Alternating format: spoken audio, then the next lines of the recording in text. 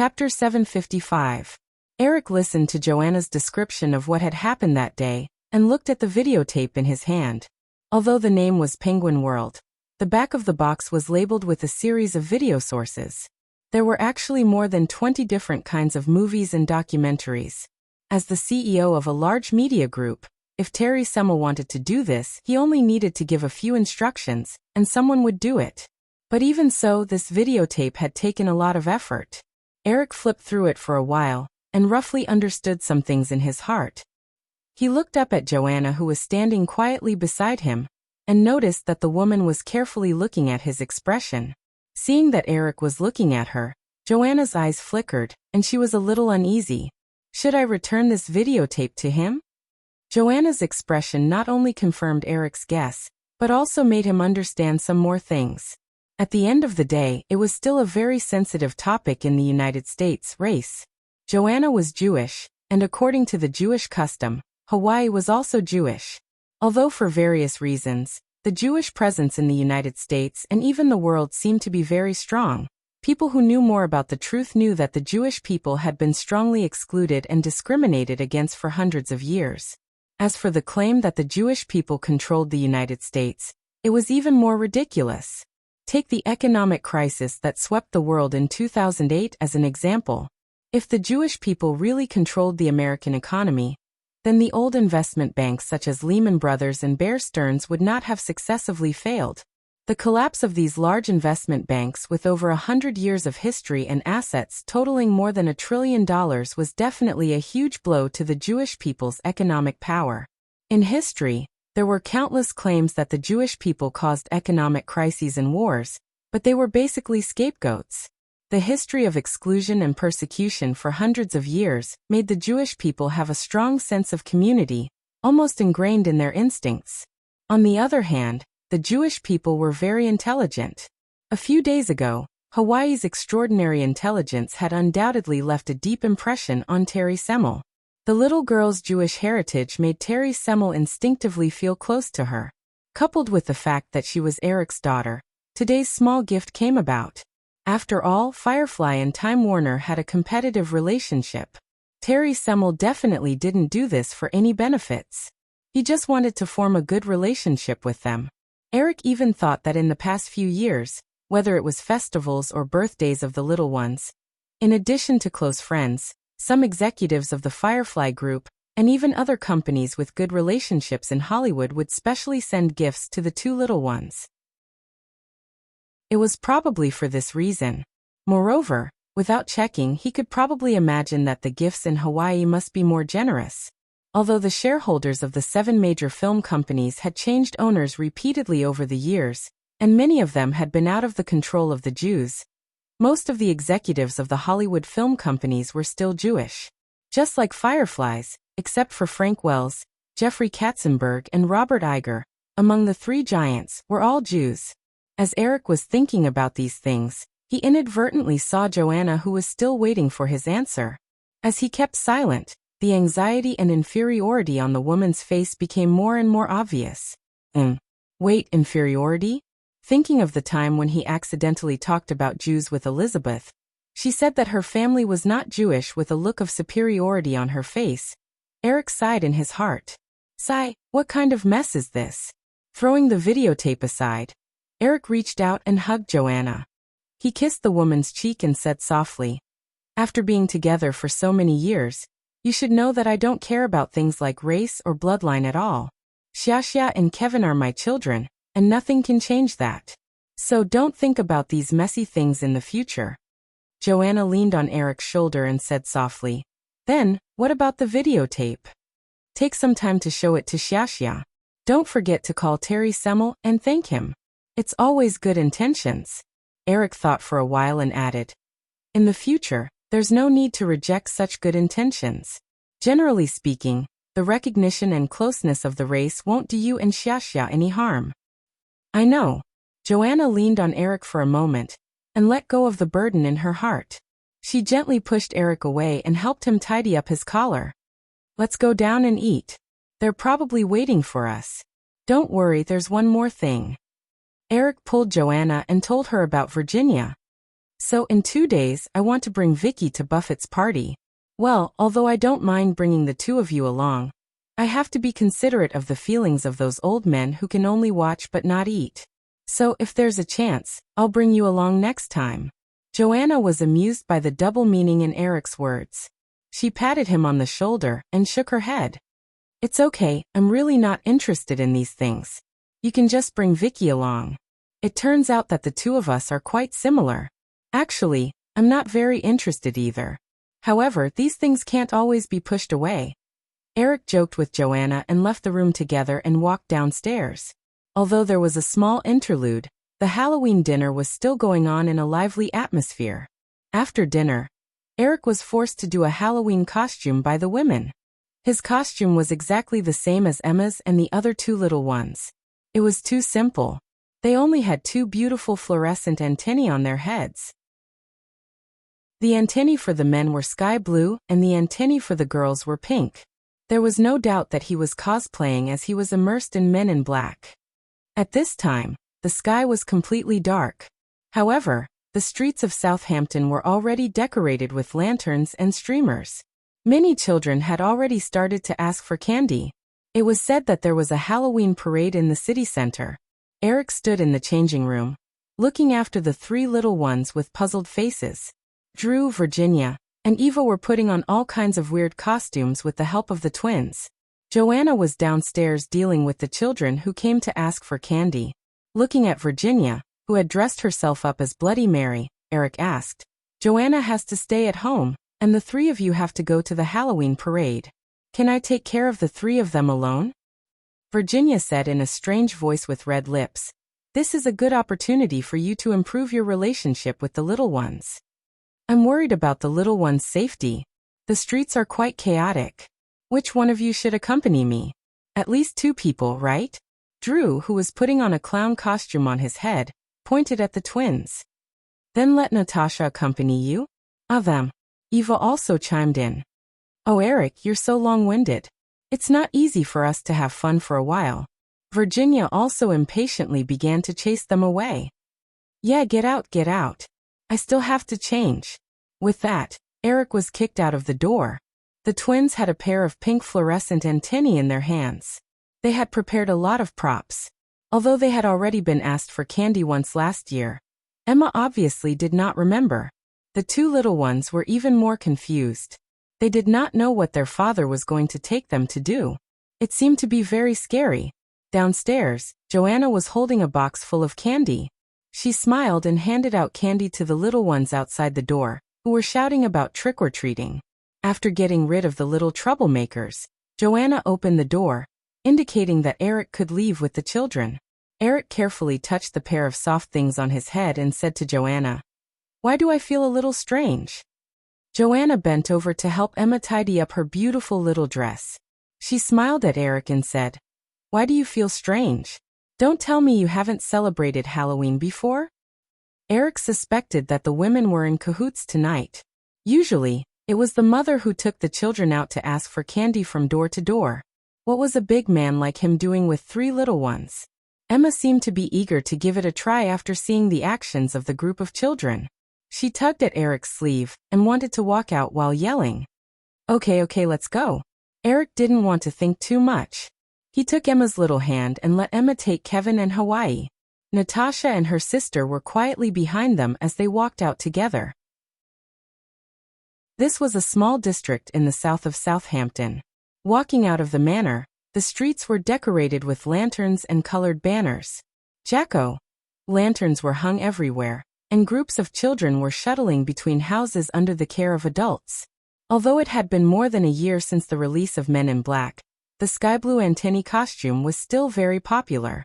Children with fluorescent antennae on their heads could be seen everywhere on the streets. However, adults with such costumes were very rare. The twins were actually a little shy. They did not wear the antennae that Drew gave them when they left. Therefore, the sky blue antennae on Eric's head were particularly eye-catching. After all, compared to the movie, his likeness was simply too high. At first, they were a little timid, but after visiting a few shops, the three little guys became bold. They skillfully shouted trick or treat, and got a lot of candy.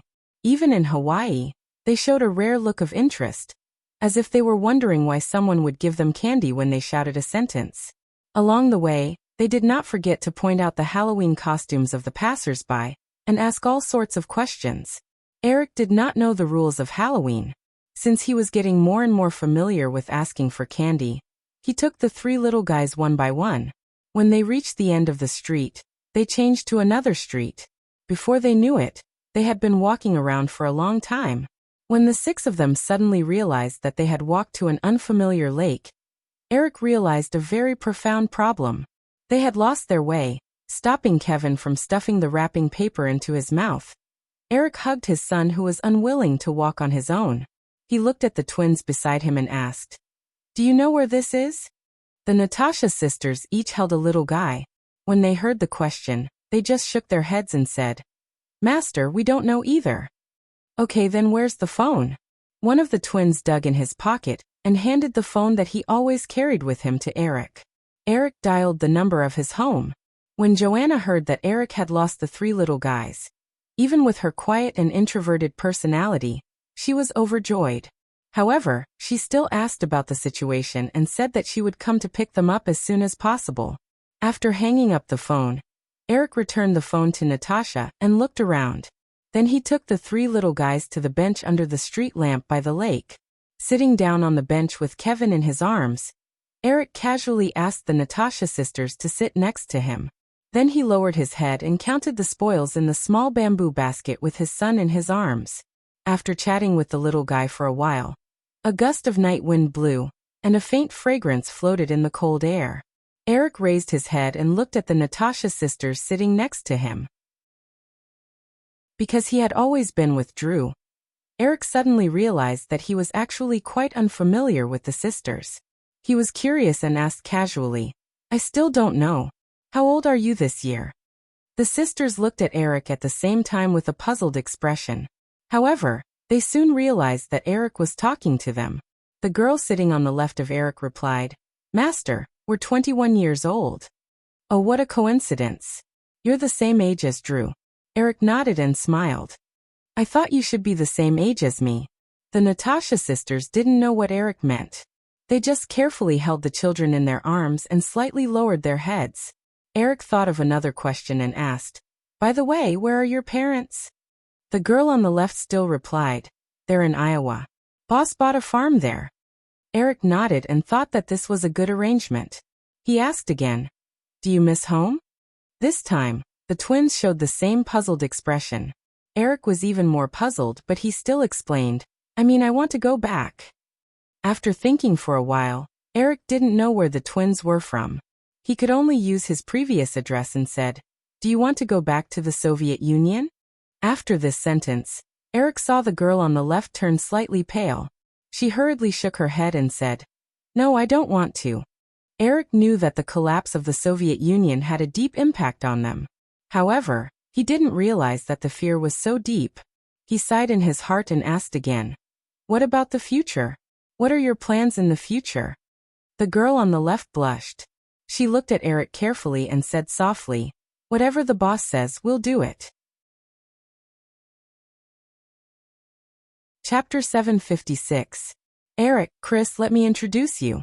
This is John Neff. To be honest, I don't agree with many of his economic views, but we can't deny that in the past 20 years that John has been in charge of the Windsor Fund, this company has achieved a growth rate that exceeds the Dow Jones Index by more than 3% every year. Queens, New York. It was already the second day after Halloween. Eric arrived at the gathering that Buffett mentioned on time. The location was in a mansion belonging to the rich in Queens. When he heard the name Windsor Fund mentioned by Buffett, Eric raised his eyebrows slightly. However, on the surface, he still extended his hand very enthusiastically to shake hands with the old man in front of him, who looked somewhat similar to Buffett, and was even wearing black-framed tortoiseshell glasses. "Hello, Eric, Chris."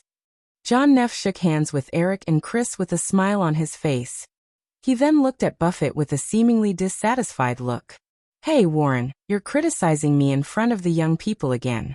Maybe we need to find a time to discuss your views on the efficient market theory." "Of course, I'm always free," Buffett laughed and said, "but now, I have to introduce these two young people to the other old guys. Buffett raised his glass to John Neff and led Eric and Chris to another old man in his 60s. Another John. Buffett raised his glass to the old man in front of him and said to Eric and Chris, "John Bogle, John, this is Eric and this is Chris. Get to know each other." Chris, who was on the other side of Buffett, extended his hand to John Bogle with some enthusiasm. "Mr. Bogle, I'm Chris Hansen. Nice to meet you. Oh, I've read many of your economic papers when I was in college." "Hello, Chris, I know you. Firefly Investments has been doing very well in the past few years. Maybe we can take some time to talk." "Of course, if I can have the honor." Chris nodded quickly, giving Eric the impression that he was a movie fan meeting a superstar. However, this wasn't strange. Aside from Warren Buffett, many other people in the hall were famous figures in the investment industry. Just like John Bogle, Eric had done some homework in advance, but even if he didn't do anything, the Vanguard group that John Bogle founded was already well known enough. In his memory, this famous investment fund company once controlled nearly $900 billion in wealth at its peak. Even now, the assets under the Vanguard fund had reached $200 billion. Although Eric's personal wealth had reached a level that many people could only dream of, the wealth controlled by these old men far exceeded his. From yesterday's meeting with Seymour Gilbert, the chairman of Morgan Stanley, to today's meeting with a series of investment tycoons introduced by Buffett, Eric gradually understood a principle. The most important thing that represented a person's power was not the amount of resources he had, but the amount of resources he could control. Although Eric had already vaguely had a similar idea before this, the series of capital tycoons he met in the past 2 days made this idea become clearer in his mind. For example, John Bogle in front of him. Although his personal wealth was far from Eric's, the Vanguard group that he controlled firmly controlled more than $200 billion in assets. These assets represented a large number of seats on the board of directors of the Fortune 500 companies in the United States, and even the Fortune 500 companies in the world. This was the real power that allowed these large fund companies to influence the direction of an industry, or even the economy of a country. After walking around the hall with Buffett, they came to a bar. Buffett changed his glass of wine and chatted with Eric and Chris for a while. Then he said, "Okay, Eric, you can find some people you're interested in talking to. Of course, you can also get to know these young people of the same age as you." Chris was already eager to give it a try. When he heard Buffett's words, he raised his glass to Eric and Buffett, then walked to other places. As a top student in finance, it was obvious that there were many master investors in the hall that he admired. Moreover, these people were definitely more capable than many so-called economists who only knew how to talk. In the hall, in addition to the old men that Buffett had introduced to Eric and Chris, there were also many young people of the same age as them. It seemed that they were also the juniors of these people. While they were talking, an old man with silver hair and a young man of about 30 years old came to Buffett's side. "Hey Warren, good evening." "Oh Eric, let me introduce you. This is my brother's son Nate. He's now the investment manager of Kahn Brothers." Eric knew that the old man's target was Buffett. He smiled at them and took the initiative to walk away. After walking around the crowd for a while, Virginia, who was chatting happily with a group of women, noticed Eric's figure and walked towards him. "What are you guys talking about?" Eric raised his glass to the female guest who was chatting with Virginia and looked over. He smiled and asked the woman holding his arm, "Movies, fashion, and the like. In short, it's not something that you guys are interested in." Eric smiled and said, "Oh, actually, I'm very interested in these things." As they were chatting, a man's voice came from behind. "Hey, Eric." Eric turned around and saw Bill Gates and his wife. He smiled and extended his hand. "Hey, good evening, Bill, Melinda. This is Virginia." "Hello, Ms. Matson. When Melinda and I were dating, we happened to watch your movie together. It's Island Horror, right?" "Yes, I didn't expect it. That was a few years ago." Virginia shook hands with Bill Gates and Melinda Gates in a natural and unrestrained manner. Since the success of Win95, Microsoft had accelerated its development in the internet industry. Not only did it launch a portal business, but it also started to play the role of an internet service provider. It was exactly the same strategy as Fengyu and Fengyu's previous life. Now, it could be said that Microsoft had started to compete with Yahoo and AOL. Eric had been paying close attention to Microsoft's businesses.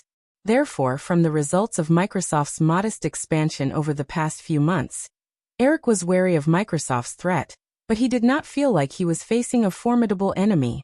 After losing the browser, an important internet resource, Eric was not optimistic about Microsoft's internet business. Also, after the success of Windows 95, Microsoft's monopoly in the operating system market was set. The problems of a large company started to show. The company's system had become bloated, and it had lost its flexibility. Even with powerful resources, it was not easy to enter a fast-growing industry. Although they had already started a life-and-death competition in private, neither side would show it. After exchanging greetings, Eric thought of what had happened not long ago and asked, "Bill, I heard that you went to Zhongyuan not long ago. How did it feel?" Bill Gates shrugged his shoulders and said, "The market there is terrible, but it is still a huge market. Maybe I will go there a few more times in the next few years." Eric smiled. Bill Gates's purpose of going to China was the same as many tech tycoons in his memory. They were all there to explore the Chinese market. However, Eric believed that if Bill Gates made a few more trips, he would know that the market environment there was not just bad, but very bad. Windows 95's standard pricing is almost 2,000 renminbi. Even if the Chinese version's pricing is lowered, it is still not affordable for the Chinese users. The only market Microsoft can explore is the enterprise market, where users can buy the original operating system without spending their own money. Eric really wanted to go back and take a look, but his identity was not as simple as Bill Gates and Warren Buffett. Bill Gates and Warren Buffett were just pure entrepreneurs, but Eric was in charge of the largest media group in North America. With such a huge amount of media resources, if he got too close to them, it was almost inevitable that he would be attacked by his competitors. Eric could not act like a politician who had just received a warm reception and then turned hostile in the blink of an eye, so he might as well not ask for trouble. After chatting with Bill Gates for a while, Eric said, "Let's go. Since Warren brought me here, I can't let him down. It'll be beneficial for me to interact with these old fogies," Eric said as he raised his arm to let Virginia hold on to him. "Let's go. Since Warren brought me here, I can't let him down. It'll be beneficial to interact with these old fogies." Glancing at Chris, who was chatting with a bespectacled middle-aged man with Emily, Virginia smiled. "Sure, but I'm sure you won't be as skillful as Chris in this kind of situation." "It's okay," Eric smiled and said. "I can talk to them about the movie." Haha. Eric and Virginia chatted in a low voice as they walked toward the crowd. In fact, no one would talk about serious matters in this kind of occasion. The most important thing was to build a network. In the past few years, Eric was always in a state of nonstop busyness. He himself did not like this kind of social occasion, so he did not feel anything. However, in recent days, from the videotape that Terry Semel gave to his daughter, the invitation of the chairman of Morgan Stanley to attend the party yesterday, and Buffett bringing him to this party today, Eric gradually felt that the big net around him was beginning to draw him in. Different ethnic groups, different forces, different industries. The commonality of these big nets was that they all had a very strong influence. They all wanted to draw him into their network to expand their own strength. After this party, the year-end schedule gradually approached. Eric's 2-month half-holiday life was also coming to an end. In the following week, most of the media in the U.S. began to pay close attention to the upcoming second annual Victoria's Secret show. This year's Victoria's Secret show was scheduled on Thursday, November 9th. The official TV broadcast time was the same as last year, scheduled a month later. Although this year's Victoria's Secret show was scheduled to start at 10 o'clock due to the age restriction of the audience, for the audience who had been looking forward to it for a whole year, waiting for 2 hours was not a big problem. After all, most of the audience of the Victoria's Secret show were young people who were used to the nightlife. Although the broadcast time was delayed by an hour compared to last year, the ratings statistics agency still gave a conservative estimate of 25 million viewers. For the ordinary audience, They could only quietly find some pictures or video reports of the Victoria's Secret show in the newspaper or on TV after November 9th to satisfy their curiosity in advance. They would have to wait until a month to see the Victoria's Secret show live. However, for the hundreds of guests invited by the Victoria's Secret show, they could feast their eyes in advance. After half a year of Eric's devilish adjustment last year, the Victoria's Secret Angels were already familiar with the show. For this year's Victoria's Secret show, the one who was under the most pressure was Michael Bay, who was the director. Since the news that Michael Bay was going to be the director of the second Victoria's Secret show was announced, the media had been paying close attention to him for more than half a year. While Michael Bay's popularity soared, it was no surprise that he was under a lot of pressure. However, Firefly Group was very happy to see this happen. This was because a week after the Victoria's Secret show, Michael Bay's directorial debut, Jedi Cop, was about to be released. Based on his memory of the movie's reputation, it had a popular Thanksgiving Day slot, and it had gained a lot of attention in advance. Eric believed that the box office of this movie would definitely far exceed the data of the original Spacetime. Although the male lead was no longer Will Smith, in the original Spacetime, it was this movie that made Will Smith popular, not Will Smith who made this movie popular. Therefore, the change of the male lead would not affect the movie too much. Moreover, there was another big advantage. Once Jedi Cop was successful as expected, Firefly could immediately start the production of the sequel. After all, with Will Smith replaced, the sequel of this movie would not be as ill-fated as in the previous life. Manhattan, inside the Lexington Avenue Arsenal. On November 9th, as the evening gradually approached, more and more people began to gather in the surrounding streets. Luxury cars stopped at the end of the red carpet one after another. The guests who came out of the cars caused waves of screams and cheers from time to time. Compared to last year when Eric gave all the spotlight to the Victoria's Secret Angels, this year's project team slightly changed the strategy and invited more well-known celebrities as guests. With the influence of the Victoria's Secret show, these people were happy to attend. Eric did not object to the change of strategy, but he did not join in the fun either. Instead, he went directly backstage of the Victoria's Secret show in a low-key manner. Chapter 757. There were only 20 minutes left before the show began. The backstage of the show was busy at this time. The staff in charge of their duties were making the final confirmation through the headphones. The first theme, the Victoria's Secret Angels, had already begun to wait. As soon as Eric walked into the backstage, Emily, Edward Razek, and Michael Bay greeted him. The surrounding Victoria's Secret Angels also greeted Eric enthusiastically. Seeing that everyone was about to surround him, Eric quickly waved his hand and stopped them. "Continue with your work. If there's anything, we can talk about it at the party." Everyone had a lot of things on their hands. The reason why they gathered was that Eric's identity was too special. They had to go forward and greet him. Hearing Eric's words, Edward Razek, Michael Bay, and the others nodded and greeted him. Then they returned to their work. Only Emily stayed. Eric glanced around the venue and saw 5 young men in their early 20s who were about to go on stage. He asked Emily next to him, "Are they the Backstreet Boys?" After confirming that Firefly Records was going to take the teen pop route, the company poached the Jive Records team that had created the Backstreet Boys, Superboy, Britney Spears, and other teen pop idols in the original Spacetime.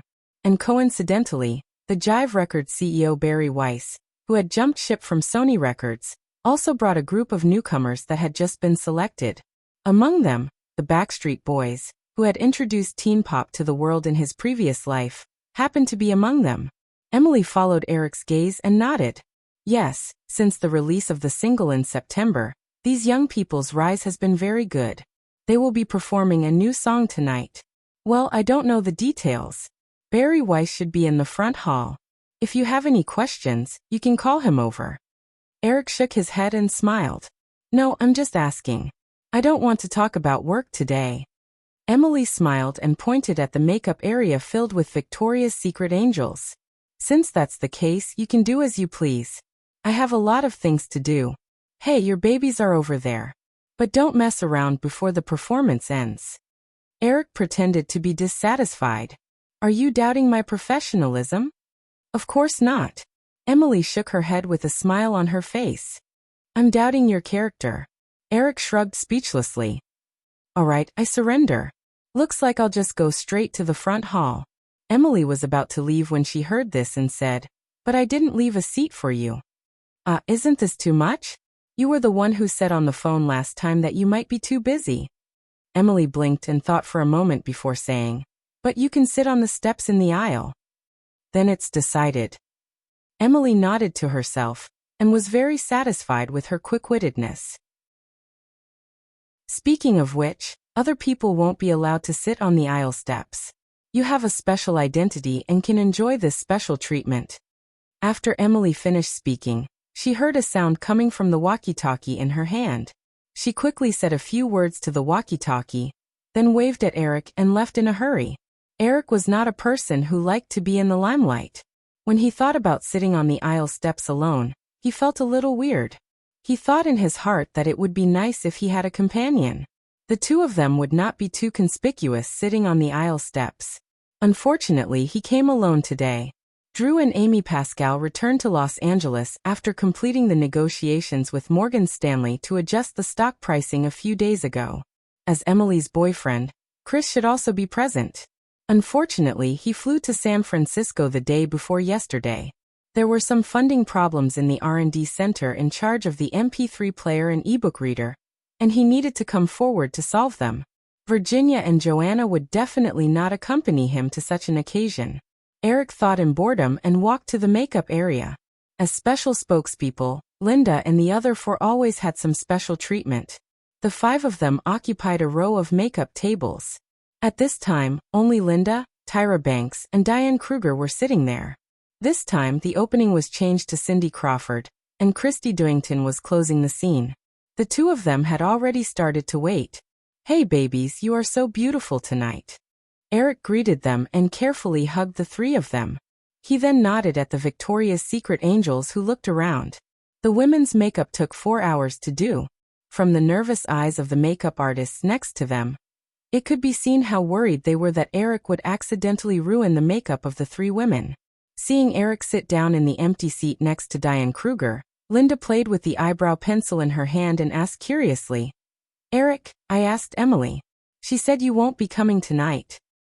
I felt that it would be a pity if I couldn't watch this show as soon as possible, so I rushed over. Eric replied with a smile. He admired Diane Kruger's delicate face against her blonde hair, and asked, How does it feel to be filming? Diane Kruger nodded and whispered, I didn't act very well, but Director Vinci is a very patient person. Everyone took good care of me. Back then, Gwyneth Paltrow did not like the small role in 7 Deadly Sins, so Eric gave the female lead role to Diane Kruger. At this time, 7 Deadly Sins had already been completed and was in post-production. Firefly had already set the schedule for next year's Easter. Eric said, Then find more roles to practice in the future. Your temperament is more suitable for a professional woman, so don't be too anxious to enter the film industry. It's not too late to wait until you're 25 years old. Okay, I'll listen to you. Diane Kruger nodded obediently. On the other side, Linda heard the conversation between the two and giggled. Eric, then what kind of female role do you think my temperament is more suitable for? Your temperament is more suitable for staying in the modeling industry. At most, you can guest star as a TV host or something. You're jealous. People used to say that I have the temperament of an actress from the golden age of Hollywood. Yes. Unfortunately, the golden age is over, and it's gone forever. Humph. As they chatted, the music at the front desk suddenly sounded. Eric could tell that it was the waiting music. He looked at his watch. There were still 10 minutes before the official start. As the music sounded, a staff member rushed over and said, Miss Kruger, Miss Banks, it's almost time. It's time to change. The two women nodded and stood up. Linda was the only one left in the row of dressing tables. The woman was obviously a little excited. She sat closer to Eric and whispered, Eric, I bought an apartment in Greenwich Village. The real estate agent said that it was left behind by an artist. It's very beautiful. Do you want to come over tonight to take a look? Eric joked. I actually prefer simple modern houses. I might not be able to appreciate an artist's residence. Linda patted Eric's arm unhappily and said, Then are you coming or not? If you're not coming, Eric narrowed his eyes. Oh, what are you going to do? I'll invite Cindy home tonight. Sure, just send me a video cassette tomorrow. I really like those lesbian movies. Linda pulled Eric's sleeve unhappily. Are you coming or not? If not, then forget it. All right. Eric only gave Linda a small nudge before nodding. Then it's a deal. You're not allowed to ask other women out tonight. Okay, I promise. Just as they were talking, the music on the stage stopped. It seemed that the official performance was about to start. Linda looked at Eric, who was sitting there indifferently, and said, Aren't you going to the front? It's like this. Emily didn't leave a seat for me. Ahaha. Linda laughed in surprise. She felt that everyone around her seemed to be moving again. At the same time, the music started. She waved her hand and called the makeup artist over to check her makeup. She said to Eric, I'm about to change. I have 2 pairs of big wings tonight. It's very beautiful. It's a pity that you won't be able to see it. Eric smiled and said, It's okay. I can find time to see it in private. Bad guy. You must be thinking of something bad. After touching up her makeup, the staff started to call for her. Linda also got up and walked to the dressing room. At this time, the music on the stage had already started. Eric listened to the familiar voice and tune.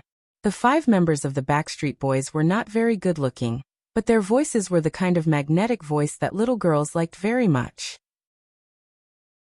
In addition to all kinds of makeup tools on the makeup table, there were some boxes of fruit salad or chocolate.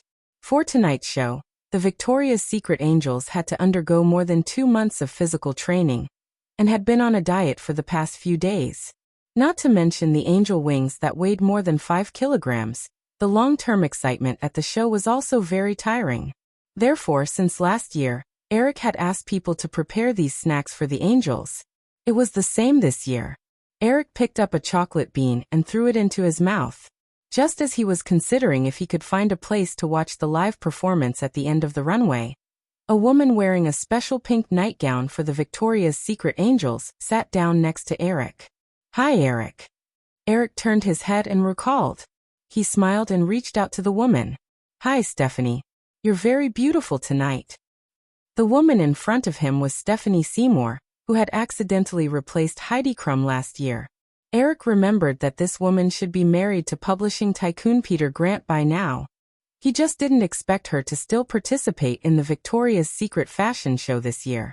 Thank you for your compliment, Eric. Stephanie Seymour nodded with a smile and looked at Eric. Eric felt a little uncomfortable under the woman's gaze. This kind of gaze was usually used by men to women. How's Peter recently? I'm really sorry that I couldn't attend your wedding. Stephanie Seymour said. He's at the front desk. We're fine.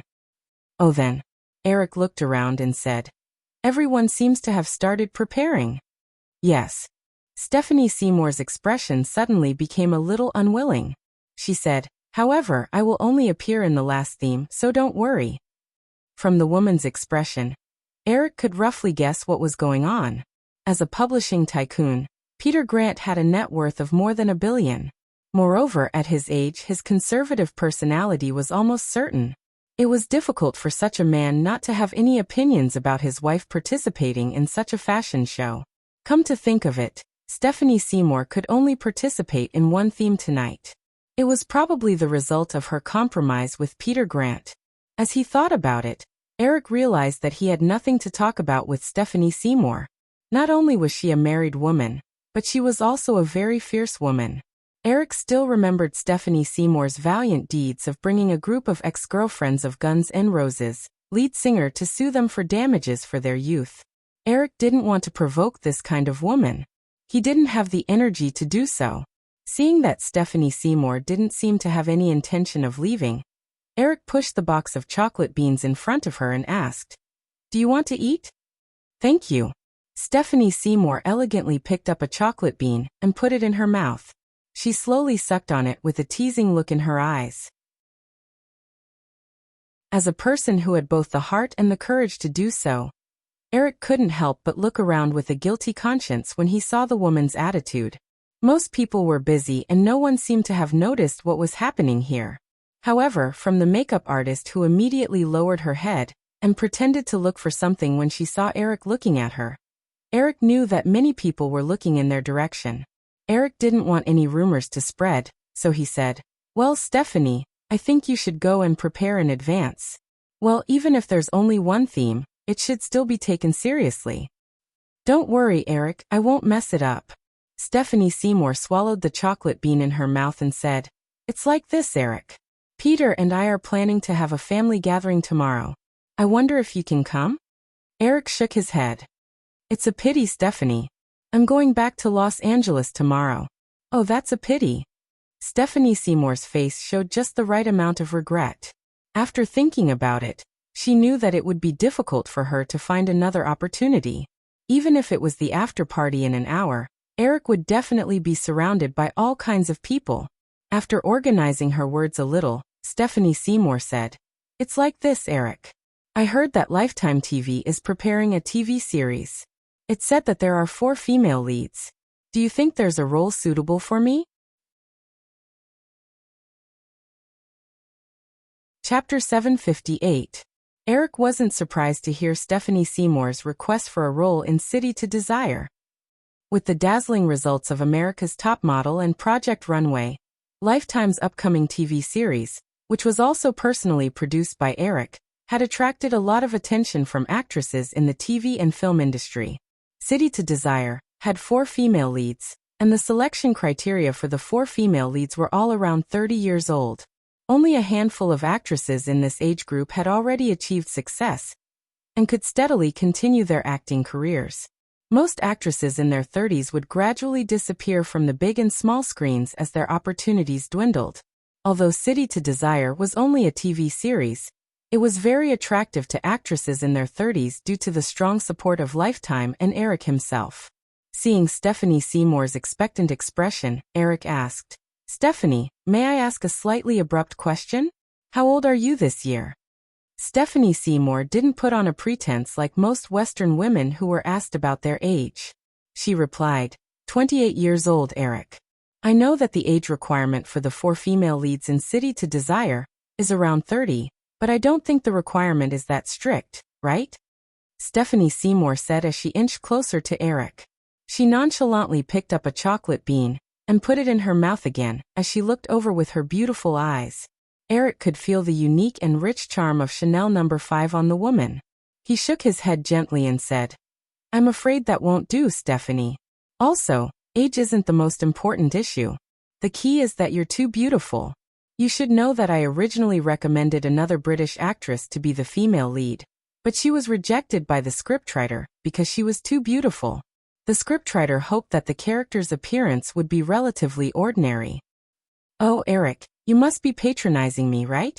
Stephanie Seymour's expression was a little bitter as she said, "This is the first time I've heard that the scriptwriter has the right to reject the boss's decision."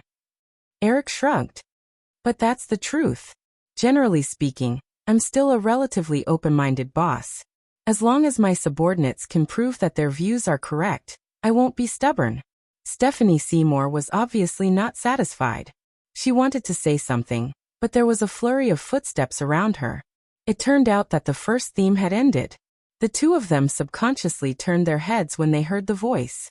Cindy Crawford had already arrived behind Eric. She was wearing a seductive black bra and had a pair of large fiery red wings on her back. Cindy extended her arms so that the workers could remove her large red wings. She then greeted Eric. "Hey Eric, what are you guys talking about?" "It's nothing, Cindy. You look beautiful tonight." "Thank you, Eric, but how many times have you said that tonight?" "It's the first time for you." Cindy smiled and took off her wings. She took the pink nightgown from her assistant and put it on. She said to Stephanie Seymour, "Sorry, Stephanie, this is my seat. Can you move aside?" "Oh, of course." Stephanie Seymour nodded, but did not immediately get up. Instead, she pulled out a business card from somewhere and gave it to Eric. She said, "Eric, maybe we can find some time to talk. If you want, call me anytime." After saying this, Stephanie Seymour got up and walked towards the changing room without waiting for Eric's reply. Cindy saw everything and sat down in Stephanie Seymour's seat. She smiled and said, "There are so many fairies, aren't there?" Eric fiddled with the business card that Stephanie Seymour had just given him and said, "According to the rules of your circle, shouldn't she be considered a success? Wouldn't it be better for her to focus on being a rich man's wife?" "Oh, her? Not at all." Cindy seemed to be gloating. She said, "She found an old man who is more than 20 years older than her. How is that considered a success? Also, guess how many children Peter Brent has?" Eric shrugged. "Does it matter?" "Of course." Cindy lowered her voice and gossiped. Peter Brent and his ex-wife have a total of 5 children. Before Stephanie, the two had been married for almost 20 years. According to federal law, if Peter Brent wanted to divorce his ex-wife, he would have to give her half of his assets. However, his ex-wife did not do so. Eric was also a little curious. "Why not?" Cindy said. She is also a smart woman.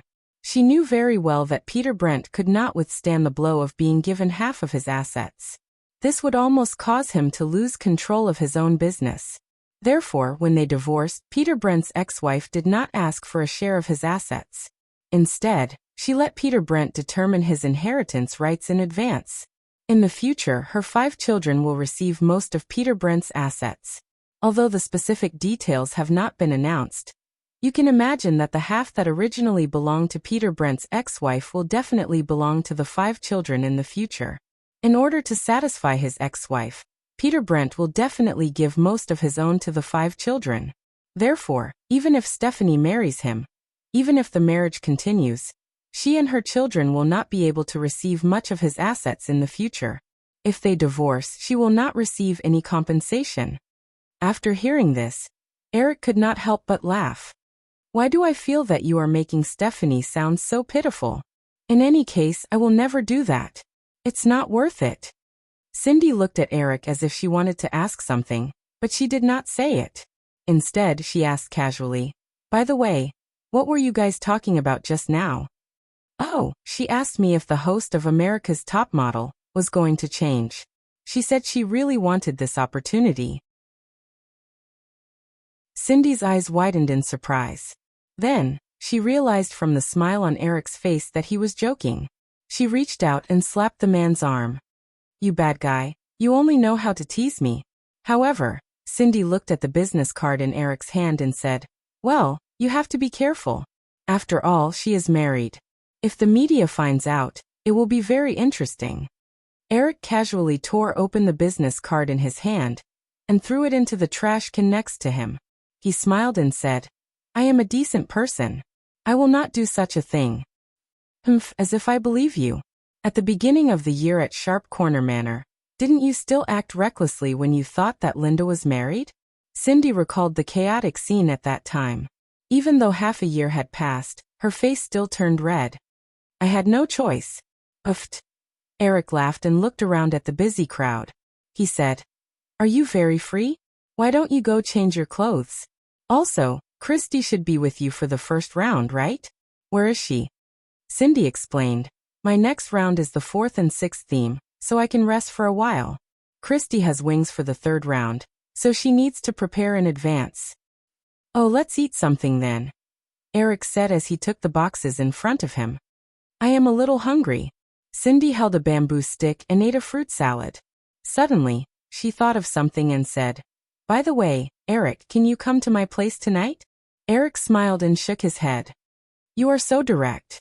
But sorry, I have already been booked." Who is it, Stephanie?" "That's impossible." "Of course not. Didn't you just say that there are too many vixens?" Cindy rolled her eyes and said, "Then it must be Linda. Did she say that she bought an apartment in Greenwich Village and asked you to check it out?" Eric asked in surprise, "Did she tell someone else about it?" Cindy pointed at herself and said in disdain, "It's an old house from 100 years ago. Only she would foolishly spend $2.8 million to buy it. She said it was the former residence of some pop art master. I think it's called something. I can't even remember the name. It's very unpopular. Anyway, I have a feeling that she was fooled by the real estate agent." Eric did not care. He smiled and said, "Who cares? As long as she lives comfortably." "Oh, only you can talk about buying a house so casually. It's 2.8 million. If it can hold its value, it'll be fine. If it fails, she can only support herself. Although she has paid the full amount, it's not cheap to maintain a house in Manhattan. No, at least for the next 20 years, the housing prices in Manhattan will only go up. If you have spare money, you can invest in a few houses." "Okay, then I will think about it." Cindy nodded. When she heard the staff behind her calling her, she quickly got up and said, "I have to go. Eric, see you at the party later." "See you then." Eric waved at her. After Cindy left, Eric also got up. During the performance break, he found an inconspicuous spot on the stage and watched the whole show. The next day, with the media's overwhelming coverage of the second Victoria's Secret show, Eric left Linda's apartment in Greenwich Village early in the morning and flew back to Los Angeles.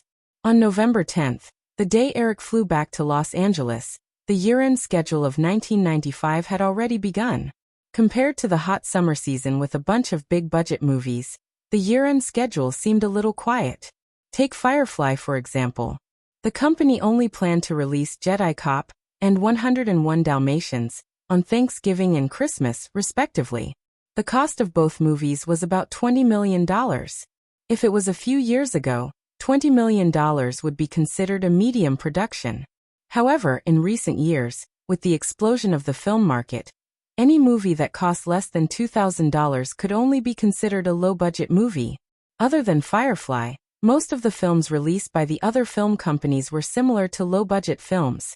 For example, MGM's Scream and Mean Girls had lower production costs than Firefly's two movies. Originally, Sony had the capability to release at least one big movie, Men in Black 2 or Brave Game 2. According to the production schedule, at least one of the two movies could be released in time for Christmas. However, perhaps because the first Brave Game did not perform well at the year-end box office last year, Sony was worried that it would repeat the same mistake. Therefore, both movies were scheduled for next year's summer. From 1988 to now, 7 years had passed. As Eric's influence in Hollywood grew, under the strong influence of his personal butterfly effect, the production and distribution of movies in Hollywood became unrecognizable compared to the original time and space. In recent years, some movies that were supposed to appear did not appear. Some blockbuster movies changed their lead actors. Similarly, many movies that were not in the original time and space began to appear. Although he still maintained a strong influence and control over several movie companies in his personal sphere of influence, Eric found that he could no longer accurately predict the development of other movie companies in Hollywood. For example, this year, at the end of the year, Fox released a comedy starring Jim Carrey and Paramount released a drama starring Tom Cruise. Eric had never heard of the names and content of the two movies. The two superstars, Jim Carrey and Tom Cruise, still had strong box office appeal. These two movies should be the most important movies at the end of the year. However, because they were not blockbuster movies, although Jim Carrey and Tom Cruise's salary was close to $20 million, the overall production cost was not more than $50 million.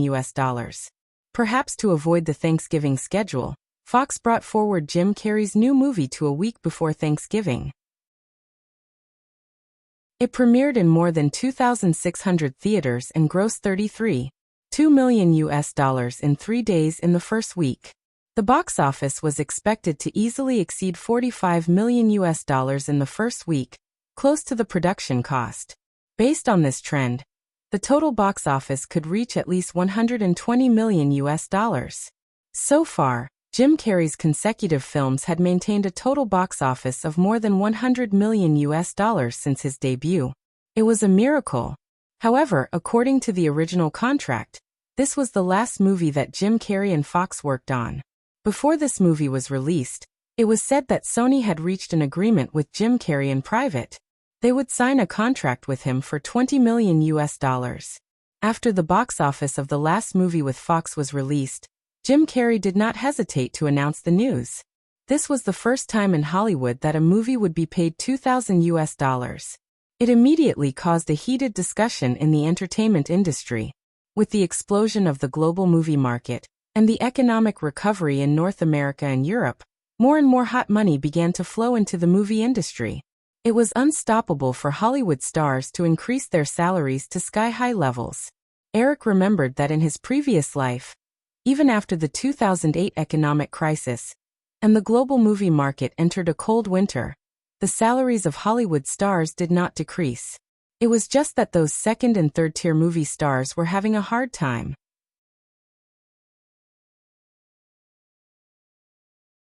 Chapter 759. Thanksgiving Day in 1995 happened to fall on November 23rd. A week after Eric returned to Los Angeles, the year-end schedule officially entered Thanksgiving Day. On November 17th, in addition to the Jim Carrey comedy that was still in theaters, Firefly's Jedi Cop and MGM's Scream were officially released. In addition, the new films released this week were Warner's Good Things Come in Pairs and Sony's Love at the White House. Just from the names, one could tell that these were two romantic comedies released during the holiday season. As the end of the year approached, Firefly Group held a variety of summing up, planning, and outlook meetings. As a media group whose business covered film, television, theme parks, music, consumer products, and other fields, although the film department had the highest exposure, its share of the group's operating income had dropped to about 20%. After Eric returned to Los Angeles, he began to busy himself with dealing with the complicated company affairs that had accumulated over the past few months. Therefore, he did not pay much attention to the release of these two low-budget films. After the first day of release, he casually looked at the box office data of the two films and put the matter aside. However, unlike Eric's calm reaction, the media's attention to these two films was beyond everyone's expectations. With the popularity brought by directing the second Victoria's Secret show and the full support of Firefly Group, Michael Bay's debut film, Jedi Cop, exceeded everyone's expectations. This crime action film with a production budget of only US $19 million earned US $26.6 million in box office in its first 3 days, pushing the Jim Carrey comedy out of the top spot in its second week of release. Crime action movies with two male leads had been made too many times in recent years. Not to mention popular series such as Beverly Hills Detective and Lethal Weapon, there were countless similar movies that were unknown. The ideas that could be used in this genre had basically been exhausted, and it was difficult to come up with anything new. However, while it achieved outstanding box office results, Jedi Cop also received a lot of praise from the media, which was out of the ordinary. Although the plot of the two male leads with contrasting personalities swapping identities was a small innovation, the media and film critics focused on Michael Bay's shooting style. Dazzling car chase scenes, sharp editing style, and hot action scenes. Michael Bay is indeed the director of MTV who wins with visuals. He turned a $19 million low-budget crime action film into a $50 million production with a visual impact. Although the plot is not out of the box of genre films, it is still a popcorn film that can satisfy the audience's visual enjoyment. The perfect slow motion, the wide-angle scenes that are full of visual shock, and there is a special sense of beauty everywhere. As a director, Michael Bay has undoubtedly given the producers and the audience a satisfactory answer. It had to be said that Michael Bay had excellent control over the camera. However, when Eric saw the comments on the media, he couldn't help but laugh. As someone who had experienced it before, Eric remembered Michael Bay's three-axis shooting style that was repeatedly criticized by film critics in his previous life. Most of the points that the media praised Michael Bay for were exactly the points that they repeatedly used to criticize Michael Bay later on. Most directors had a strong personal style. For film critics, they often liked or hated the shooting style of many directors from the beginning. It was rare to see a director like Michael Bay, who went from liking to hating, and then to being extremely disgusted. However, as long as it could bring in a lot of profits for the producers, who cared about the opinions of film critics. This was because one of the protagonists of Jedi Cop was no longer Will Smith, but another black rap singer. Therefore, this time, there was no awkward situation where the sequel could not be launched because of Will Smith's fame in other movies after Jedi Cop. After the 3-day box office of Jedi Cop was released, The production department of Firefly began to discuss the development plan of the sequel with Michael Bay. On the other hand, Scream, which was produced by Flower Pictures and distributed by MGM, had a 3-day box office of $15 million due to MGM's unrelenting promotion and support. However, this figure only ranked third on the weekly box office rankings, almost $8 million behind Jim Carrey's comedy of $35 million. As a horror film that was inserted into the Thanksgiving holiday schedule, this result was very good, but there didn't seem to be anything special about it. Film critics' comments on Scream were also polarized. Some people thought that the film's suspenseful atmosphere was very fascinating, but at the same time, many people thought that the film was a hodgepodge of many horror films. Although Eric privately hinted to Drew that he could let go of the distribution of Scream, he wasn't sure why the film was so successful. After the $15 million box office of the first weekend, Scream again earned more than $6 million on the following weekday, bringing the total box office of the first week to $63 million. Therefore, after the first week of screening, the film company made a rough estimate of the total box office of several new films based on the first week's box office data and the film's reputation. After all, it was just a popcorn film and a black comedy. Although directing the second Victoria's Secret show made Michael Bay famous, most agencies predicted that Jedi Cop would gross $100 million at the North American box office. Compared to the production and promotion costs of about $30 million, there was no doubt that Firefly would make a very rich profit from the North American box office alone.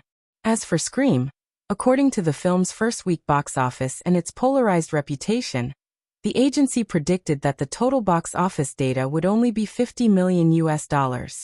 They predicted that the box office would drop between 30% to 50% this week. The total box office number was far lower than Eric's memory of more than $100 million. Just as Eric was wondering if this was the butterfly effect brought about by his rebirth, it was the next week. Jim Carrey's comedy, Firefly's Jedi Cop, and even the two romantic comedies released by Sony and Warner that didn't cause much of a stir all showed a corresponding drop in the box office, according to the expected box office trend. However, Scream's 3-day box office was very surprising. Although there were several new films such as Money Train and Club that didn't stand out in the box office, but still occupied a lot of market share, Scream exceeded everyone's expectations. Not only did the box office not drop, it even rebounded. Although the drop was only a weak 7%, the 3-day box office still reached $13.1 million. This unexpected drop in the box office trend indicated that the total box office of the film would far exceed the $50 million originally predicted by the media. It might even be comparable to Jedi Cop. Whether it was the media or Hollywood studios, the reaction to box office dark horses was always surprisingly fast. After all, the media wanted news and the studios wanted the market. Therefore, in the next few days, the reason for Scream's magical box office trend was quickly dug out. The reason seemed to be surprisingly simple. Young audiences who were interviewed said that their classmates and friends were discussing this movie. They felt that this scary and bloody horror movie was very exciting. At the same time, the movie's story was set among high school students, which made them feel very immersive. One boy who was interviewed said that they were tired of the screen action tough guys like Bruce Willis and Mel Gibson. They wanted to see a movie that was more relevant to their lives, even if it was a horror movie. Hollywood often categorizes audiences between the ages of 18 and 34 as a unified young audience. Through the movie craze caused by Scream, we should find that this age division rule may be changed from now on. A professor at the University of Southern California said that the reason why Scream was so popular was because it was influenced by the baby boom period. After World War II, the United States began its first baby boom.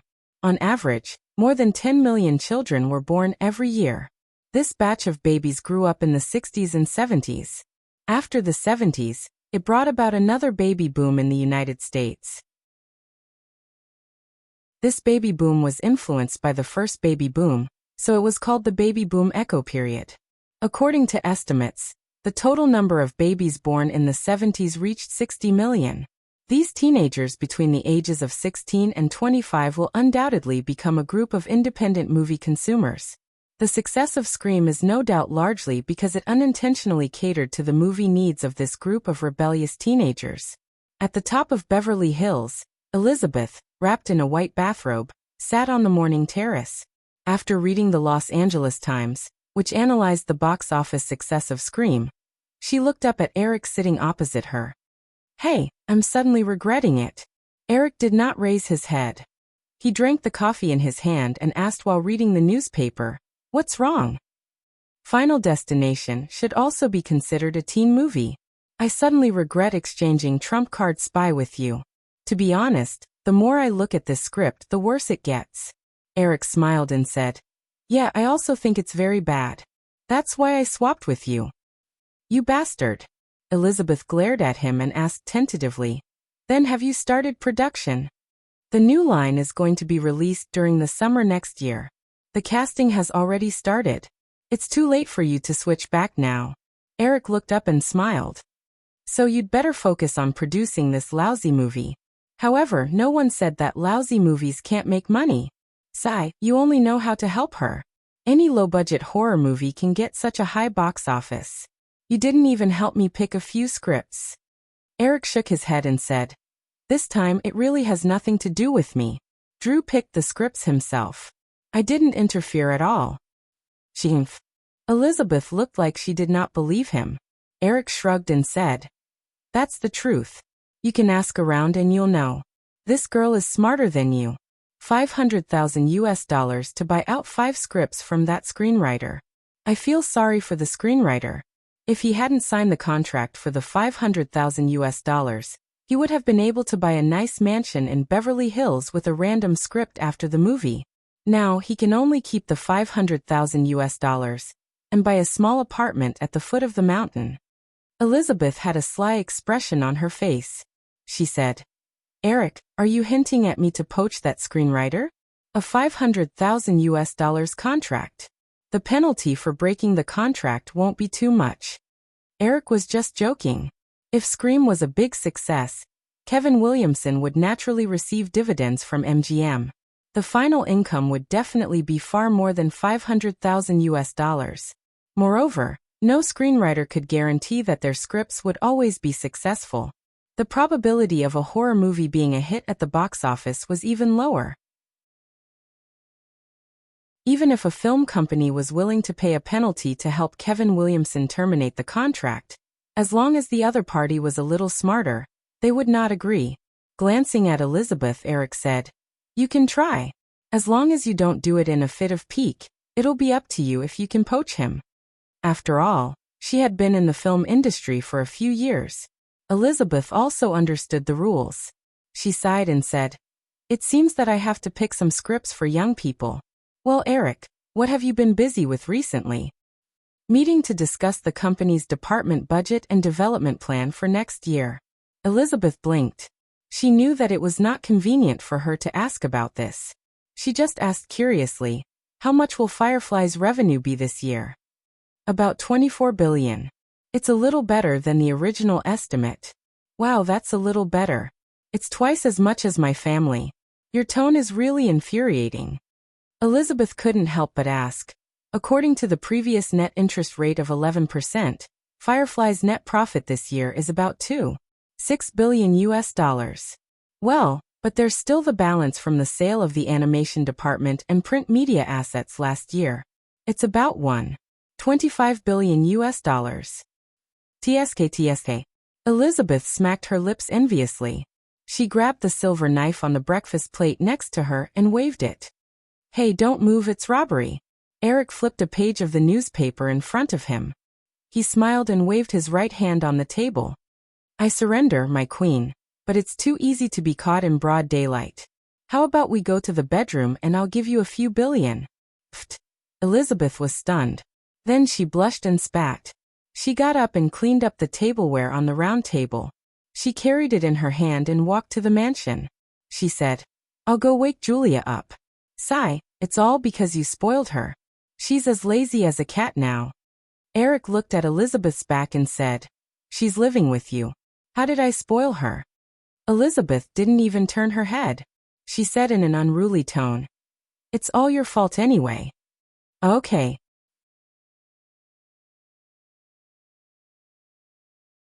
Chapter 760. In December, it was the third week of Scream's release.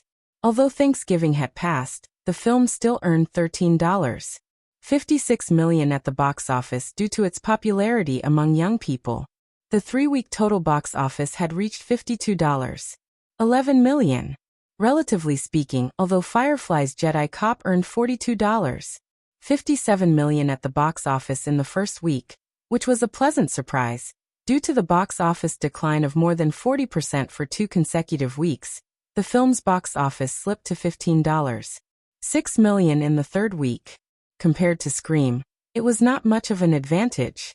With Scream's weekly decline of about 20%, this low-budget thriller film might even surpass Jedi Cop in the box office in the fourth week. However, although the box office curves were very different, there was no doubt that the North American box office of these two films would exceed $100 million in the next few weeks. As two films with a production cost of less than $20 million and a total production and distribution cost of around $30 million, the North American box office exceeded $100 million. These two films were undoubtedly the dark horses of the 1995 box office at the end of the year. Several other films released at the same time only earned $30 million in the three-week box office. Even if the corresponding film companies did not lose money, the profits they earned were far less than Scream and Jedi Cop. The unexpected success of Scream played a very obvious role in promoting MGM's stock issuance plan in December.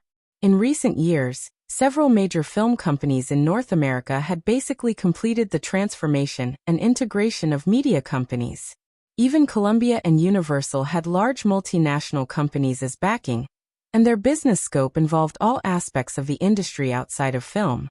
MGM, which had been struggling with operating difficulties and debt for more than a decade, was still limited to film production and distribution. If it was not for the fact that it had greatly increased its strength after integrating several major film series copyrights from Flower Pictures and DreamWorks Productions, MGM would not have been able to find an investment bank to take on the business even if it wanted to increase its stock issuance. However, with a series of blockbuster movie copyrights such as Thunderbolt, 007, Mission Impossible, Night at the Museum, Resident Evil, and Scream, which had just achieved box office success, MGM's stock issuance in December was unusually smooth. A total of 70 million shares were sold out within a week of the official release. Under normal circumstances, a company's stock price would often show a downward trend in the process of stock issuance. However, due to the positive impact of the box office success of Scream, MGM's stock price not only did not fall, but instead rose by 6% within a week, the price per share reaching $15.80. After completing the stock issuance, MGM's total share capital reached 435 million shares, and its market value reached a new high, reaching $873 billion. With the $1 billion that MGM had raised from the IPO, it was no longer short of funds. The huge debt of $1.7 billion could no longer pose a threat to it. The company had officially entered a positive development track. Burbank, Firefly headquarters. Kelly Haynes knocked on Eric's office door and walked in. "Eric, this is the casting information for Desire City that just came from New York. They have narrowed down the candidates to 8. Eric gestured for Kelly to sit down and looked down at the few pieces of information in his hand. After Candace Bushnell did not agree to Elizabeth Hurley being the female lead, Eric delegated the casting rights to the AE Network's program production department. However, during the casting process, Eric added several actresses from the original version to the audition list. At this time, when he opened the audition results from New York, Eric was surprised to find that Sarah Jessica Parker had been selected as one of the 2 candidates for the role of Carrie Bradshaw. The other candidate surprised Eric even more. It was Mary Louise Parker, the toxic single mother in the original Space-Time. Just by looking at the names, people who did not know them might even think that they were sisters. However, Eric knew that the 2 of them were not related at all. On the character evaluation column of the character list, Mary Louise Parker's comments were written. With many years of Broadway stage experience, her acting skills are skillful, her eyes are shrewd and cunning, but there is no lack of charm. Very suitable for the female lead, Carly Bradshaw's identity as an urban female author.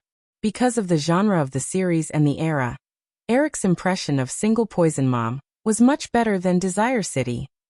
Mary Louise Parker's character in Single Poison Mom was like a little lamb with no integrity struggling to survive surrounded by wolves, tigers, and leopards.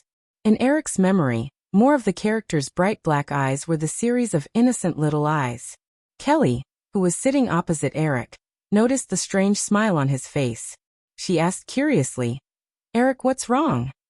Nothing." Eric shook his head and drew a cross on Mary Louise Parker's information. Although between the two women, Sarah Jessica Parker and Mary Louise Parker, the latter made Eric feel more. However, because his memory of Single Poison Mom was too deep, Eric really could not imagine Mary Louise Parker as the female lead of Desire City. Furthermore, the original female lead had already appeared in the final list of candidates. Eric did not want to do anything superfluous. After confirming this matter, Eric flipped through the other candidates. This time he did not find any familiar faces. After passing the information to Kelly, Eric said, "The female lead will be Sarah Jessica Parker. I don't care about the other 3 female leads. Let Ann and the rest decide." Kelly was puzzled. "Eric, don't you need to watch the audition tape? It will probably be sent over tomorrow." Eric shook his head. "No need. Since they have already narrowed down the candidates to 8, these people will definitely be very suitable." "All right, I'll head out first then." Kelly packed up the information and was about to leave when Eric called out to her. "Oh right, Drew is holding a party at the Sharp Corner Manor tonight to celebrate the successful stock issuance and the box office success of Scream. Do you want to come?" Kelly stopped in her tracks and turned around to shake her head. "I'm afraid I can't tonight. I promised Nina that I would take her to the movies." "Oh, forget it then. I won't hold you back from being a good mother." If there's nothing else, I'm going back to the office." Kelly smiled and left Eric's office. However, less than 5 minutes later, she turned back. "Eric, new line called. They said that the English version of Red District that they're working on with Jiaha has been completed. You specifically mentioned it before. Do you want to watch it now?" Eric nodded. He looked at his watch and said to Kelly, "Get them ready. I'll be there at 3. "Okay." Kelly nodded and left the office. Eric finished some of his work. It was close to 3 o'clock. He got up and walked over to the filing cabinet in his office. He took out a script and left the office to head to the screening room in the office building. After a few years of development, the original New Line Cinema had been completely integrated into the Firefly system. However, under Eric's arrangement, New Line Cinema's team still stuck to their original production strategy.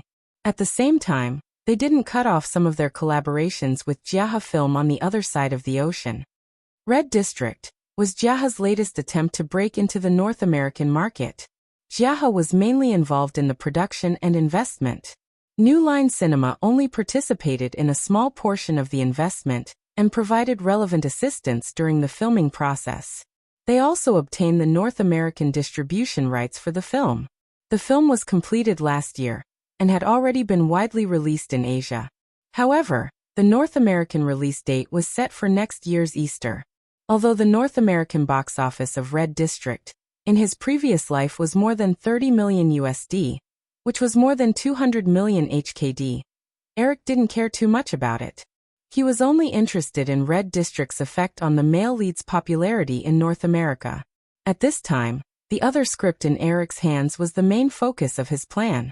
This was a script written by a screenwriter named Ross Ramana. Although Ross Ramana wasn't famous, this script was famous in the original Spacetime because it was called Rush Hour. At this time, the script for Rush Hour was an old-fashioned and simple double-lead crime action film. It was very similar to the currently released Jedi Cop, Beverly Hills Detective, Lethal Weapon, and other series. Even the main lead wasn't 100% Asian. The plot was also quite different from the original. However, Eric was only interested in the general outline of the script. As for the detailed plot, he would modify it according to his own ideas in the future. There was also a small episode worth mentioning. The screenwriter of Rush Hour, Ross Ramana, had written another script called Titanic. It was also a story about the big ship. Of course, this script had nothing to do with Cameron's current project. Originally, there were film companies interested in this script. However, after Firefly released Cameron's version of Titanic, no one was interested in Ross Ramana's script. When he came to the screening room of the headquarters building, in addition to the person in charge of the new line, Eric also saw a few Asian faces, but he didn't see the male lead. Mr. Williams, let me introduce you. This is Johnny Lee, the producer of Red District, and Jack's agent, Chun. Seeing Eric coming over, the person in charge of the new line introduced them to Eric. Mr. Lee, Mr. Chun, hello. Welcome to Los Angeles. Eric shook hands with them and said, then let's watch the movie first. Producer Lee said enthusiastically, of course, Mr. Williams. I believe it won't disappoint you. They didn't chat for too long and walked into the screening room together. Eric had already watched this movie in his previous life. Of course, it was the Mandarin version. Now that he was watching the specially translated English version, there was no problem in understanding the lines. Compared to the original version in his memory, he found it very interesting. After the movie was played, Eric patiently listened to the person in charge of the new line introduce the distribution plan. He just nodded and didn't intend to interfere.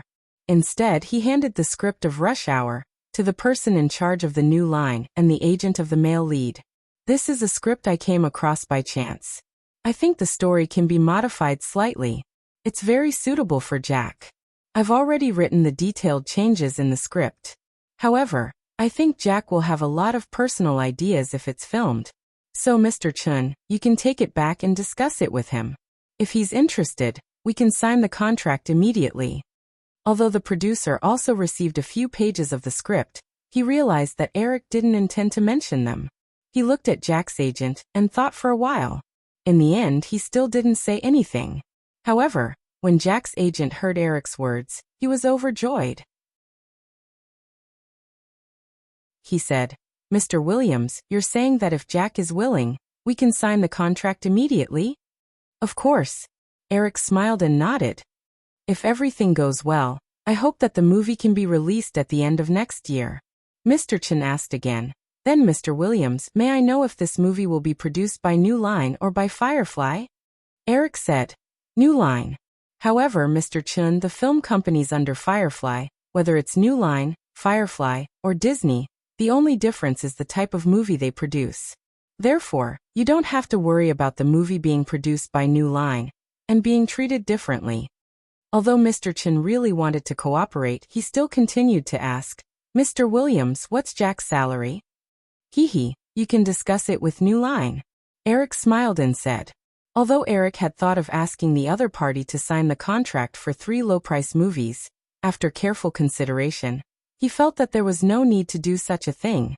After all, a win-win situation was the best way to cooperate. By the time they finished watching the movie, it was already close to 5 o'clock. After briefly discussing Rush Hour, Eric handed over the follow-up work to New Line's team and hurriedly took a car back to the Sharp Corner Manor. Scream entered its 4th week and earned another $65 million at the box office. The total box office had reached over $62 million. With the arrival of the Christmas period, the movie's box office would rebound to a certain extent. It was only a matter of time before the North American box office exceeded $100 million. Furthermore, MGM's stock issuance plan was successfully implemented. Hence, after pestering Eric for a while, the girl was allowed to hold a celebration party at the Sharp Corner Manor for MGM's recent good situation. When Eric returned to the Sharp Corner Manor, it was already past 6 o'clock. The guests were already starting to arrive.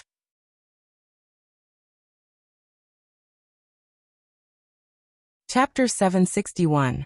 As soon as Eric walked into Linhai Villa, Drew greeted him with Amy Pascal, Frank Marcheso, and others. On the surface, the largest shareholder of MGM was Drew, but almost everyone knew that the film company was actually still controlled by Eric. This could be seen from the fact that MGM's celebration party was held at the Sharp Corner Manor tonight. After greeting Drew and several MGM executives who were in charge of the party tonight, Eric saw Tom Hanks coming over with a woman in her 30s. He greeted them warmly, hugged them, and said, "Tom, nice to see you. I didn't expect you to come so early.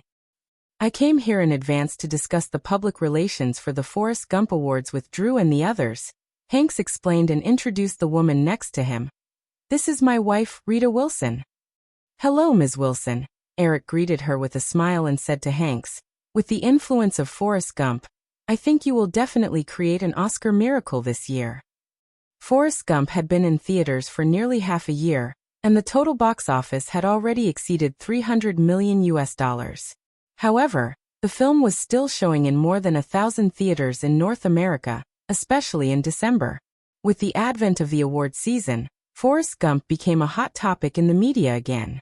The box office, which had begun to decline, rebounded again, reaching the scale of $2 to $3 million per week. The weekly box office of $2 to $3 million was not worth mentioning for a newly released film, but for a film that had been in theaters for nearly 6 months, it was simply a miracle. With its high popularity and reputation, there was no doubt that the film would be nominated for this year's Golden Globe and Oscar Awards. Therefore, the most discussed topic in the media recently was Tom Hanks's Oscar nomination for Best Actor. Last year, Tom Hanks had just won the Best Actor award for Saving Private Ryan. Under normal circumstances, it was almost impossible for an actor who had already won an Academy Award to win another award after only 1 year. However, the influence of Forrest Gump was too great. The image of the male lead, Forrest Gump, had almost been rendered as a symbol of the American spirit. Coupled with the strong support of the film critics and the Academy Award judges themselves, although the nominees for this year's Oscars had not been announced yet, most media outlets had already begun to discuss the possibility of Tom Hanks winning the Best Actor award again. "Oh, I hope so too." Hearing Eric's words, Hanks smiled with some longing as he spoke. In the history of the Oscars, there were many actors who won 2 Best Actor Oscars, but if he won the same award 2 years in a row, his name was destined to be recorded in the annals of Hollywood film history. This glory was not something that anyone could enjoy. The two chatted for a while, and Eric greeted the other guests who had already arrived. Just as he was about to go upstairs to take a shower and change his clothes, a timid female voice came from behind him.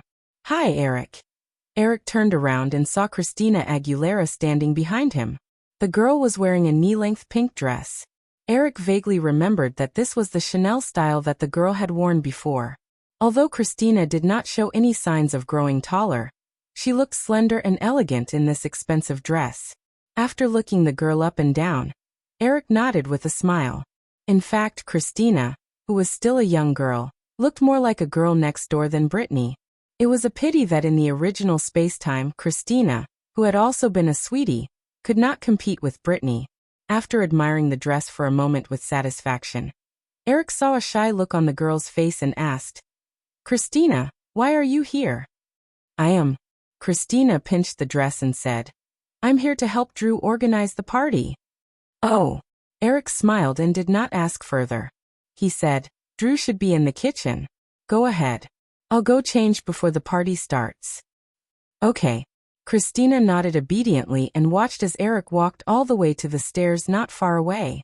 She looked around and saw that the party company's staff were doing the final decorations in the hall. Some of the guests who arrived early were chatting near the glass wall.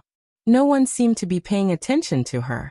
After hesitating for a moment, Christina mustered up her courage and walked to the stairs. She had been to the Pointed Corner Manor before, and was even allowed to stay a night here. The girl tiptoed around the long corridor for a while, and finally found Eric's master bedroom. She carefully turned the handle of the bedroom door. Fortunately, it was not locked. She pushed the door open and tiptoed in. It was a spacious circular bedroom. At least at first glance, it was much bigger than her own home. The endless sky outside the glass windows reminded Christina of the Cliff restaurant that she had seen on television.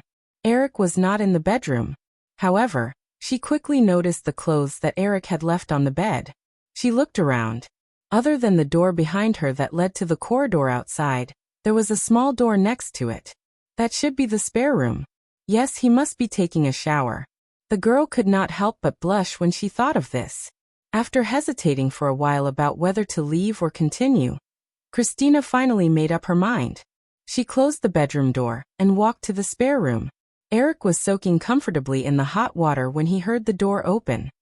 He turned his head and saw the small figure that he had just met enter the room. Their eyes met and Christina's face instantly turned as red as an apple. She stood by the door, not knowing what to do. Eric stared at the girl for a while and said helplessly, "You shouldn't have come in." Eric." Christina barged in impulsively, but when she saw Eric, she felt her little head buzzing for some reason. She had completely forgotten what to say. Eric could not help but laugh and said, "Get out. If Drew finds out that you're doing this, you'll never get such a beautiful dress to wear in the future." When she heard Eric mention Drew's name, Christina sobered up a little. After spending so much time together, she knew Drew's personality very well. However, she did not dare and did not want to be jealous of Drew. After all, Drew treated her very well. The Chanel dress that she was wearing was said to be worth $8,000. Drew gave it to her. $8,000 was not something she could afford no matter what. However, she could not help but feel envious. It was said that Drew's current net worth had exceeded $2 billion, and all of this was because of the man in front of her. When she thought of this, she did not leave. Instead, she mustered her courage and kicked off her high heels and walked towards Eric. Christina came to the bathtub and knelt down. Her little hand brushed the thin layer of foam in the bathtub as she tried to look at Eric and said, I can do anything." Eric smiled and reached out to grab a large bath towel beside him and passed it to Christina. "Put this under your knees. If the dress gets wet, you won't be able to change later." Christina was already very nervous after saying what she had just said. She obediently put the bath towel under her knees and looked at Eric with a red face, as if waiting for the man's instructions. Eric did not do anything after that. He leaned comfortably in the bathtub and said casually, "Tell me, what have you been doing recently?" Christina's slender fingers gently drew on the marble table at the edge of the bathtub and said, I have been taking dance lessons recently." Eric recalled and nodded. "Oh, according to your age, you should be able to release a single next year. But they said that if I want to release an album, I have to wait until I'm at least 18 years old," Christina said coquettishly with a dissatisfied pout. You have to know, Christina, in this world, there are not many singers who can release an album at the age of 18. Christina looked up at Eric and quickly lowered her head. She muttered, "But I don't want to wait for more than 2 years." Eric asked why. Christina stopped drawing on the marble table and said, "Eric, I think I should be able to release an album now. No one says that girls under the age of 18 can't release an album, right? But the rules are like that. If you're under the age of 18, according to your development path, it will definitely cause controversy in the future," Eric said. Firefly Records' plan for Christina's future path was to portray the image of a somewhat rebellious girl. If she was under the age of 18, although it would not affect her popularity, it would definitely arouse the concern and disgust of adults who had led children astray. Christina bit her lip and looked up at Eric. "Eric, I heard that many singers can go to Japan to develop before they reach adulthood." "Well, I think so." Eric nodded. It was not only singers. Because of the different laws and regulations, plus Japan's respect for Western culture, many underage girls were used to going to Japan to develop for a few years. Eric remembered that many famous supermodels, actors, and singers had this experience. Christina looked up and said hopefully, "Then can I go there to release an album first?" "If you want to go, I won't stop you," Eric said. "But I don't like Japan." The girl made a puzzled sound. Eric repeated, I don't like Japan." Christina pondered for a while before she understood. Eric did not like Japan. If she went to Japan to develop in advance, then she quickly reacted and said, "Then I won't go." Eric smiled with satisfaction and said, "Christina, for many girls at your age, they should be in high school. The future is still very far away from them. Your starting point is already very high. I don't think there's any need for you to rush at all, right? Christina said. Eric, I don't go to school anymore. I'm very stupid and can't learn anything. I might as well go to work in advance. I remember that the Disney Channel should have arranged some roles for you, right? Christina nodded. Ever since the members of the Mickey Mouse Club were recalled, in addition to studying and daily training, the Disney Channel often provided some roles for them in their own children's television series in order to maintain their public image. However, the remuneration for these roles was usually only a few $1,000s, and there might not be such an opportunity in a month or two. For Christina, who was used to the upper-class life by Drew's side, this money was not worth mentioning at all. After hesitating for a while, Christina said, Eric, then can I act in a movie? Eric roughly understood something at this time and asked, Is your family short of money? Christina did not know how to answer for a moment. Of course, they were not short of money. Her mother had already found a job in Los Angeles. Coupled with the salary she earned from acting in television series occasionally, it was enough to pay for the mother and daughter to live in Los Angeles.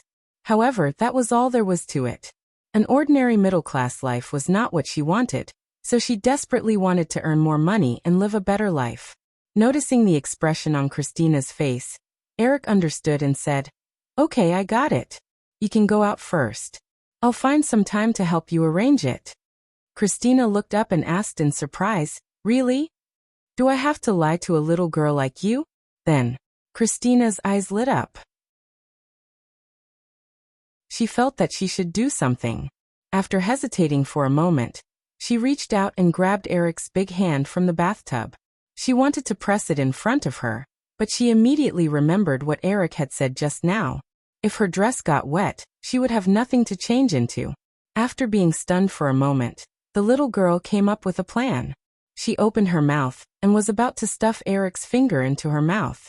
Eric was amused by the girl's series of actions and could not help but laugh. He broke free from Christina's little hand and pinched her sharp chin. Okay, stop fooling around. I'll give you 1 minute. If you don't disappear in front of me, I'll take back what I just said. Christina opened her mouth. Eric did not give the little girl too much time. He stretched out 5 fingers and shook them. 50 seconds left. Christina immediately pouted and retorted, How can it be so fast? Eric ignored her and put down another finger. 40 seconds. I'll leave now. Christina quickly jumped up and rushed out of Eric's room. In the blink of an eye, she turned back and smiled at Eric foolishly. She picked up the pair of high heels on the floor and slipped out again.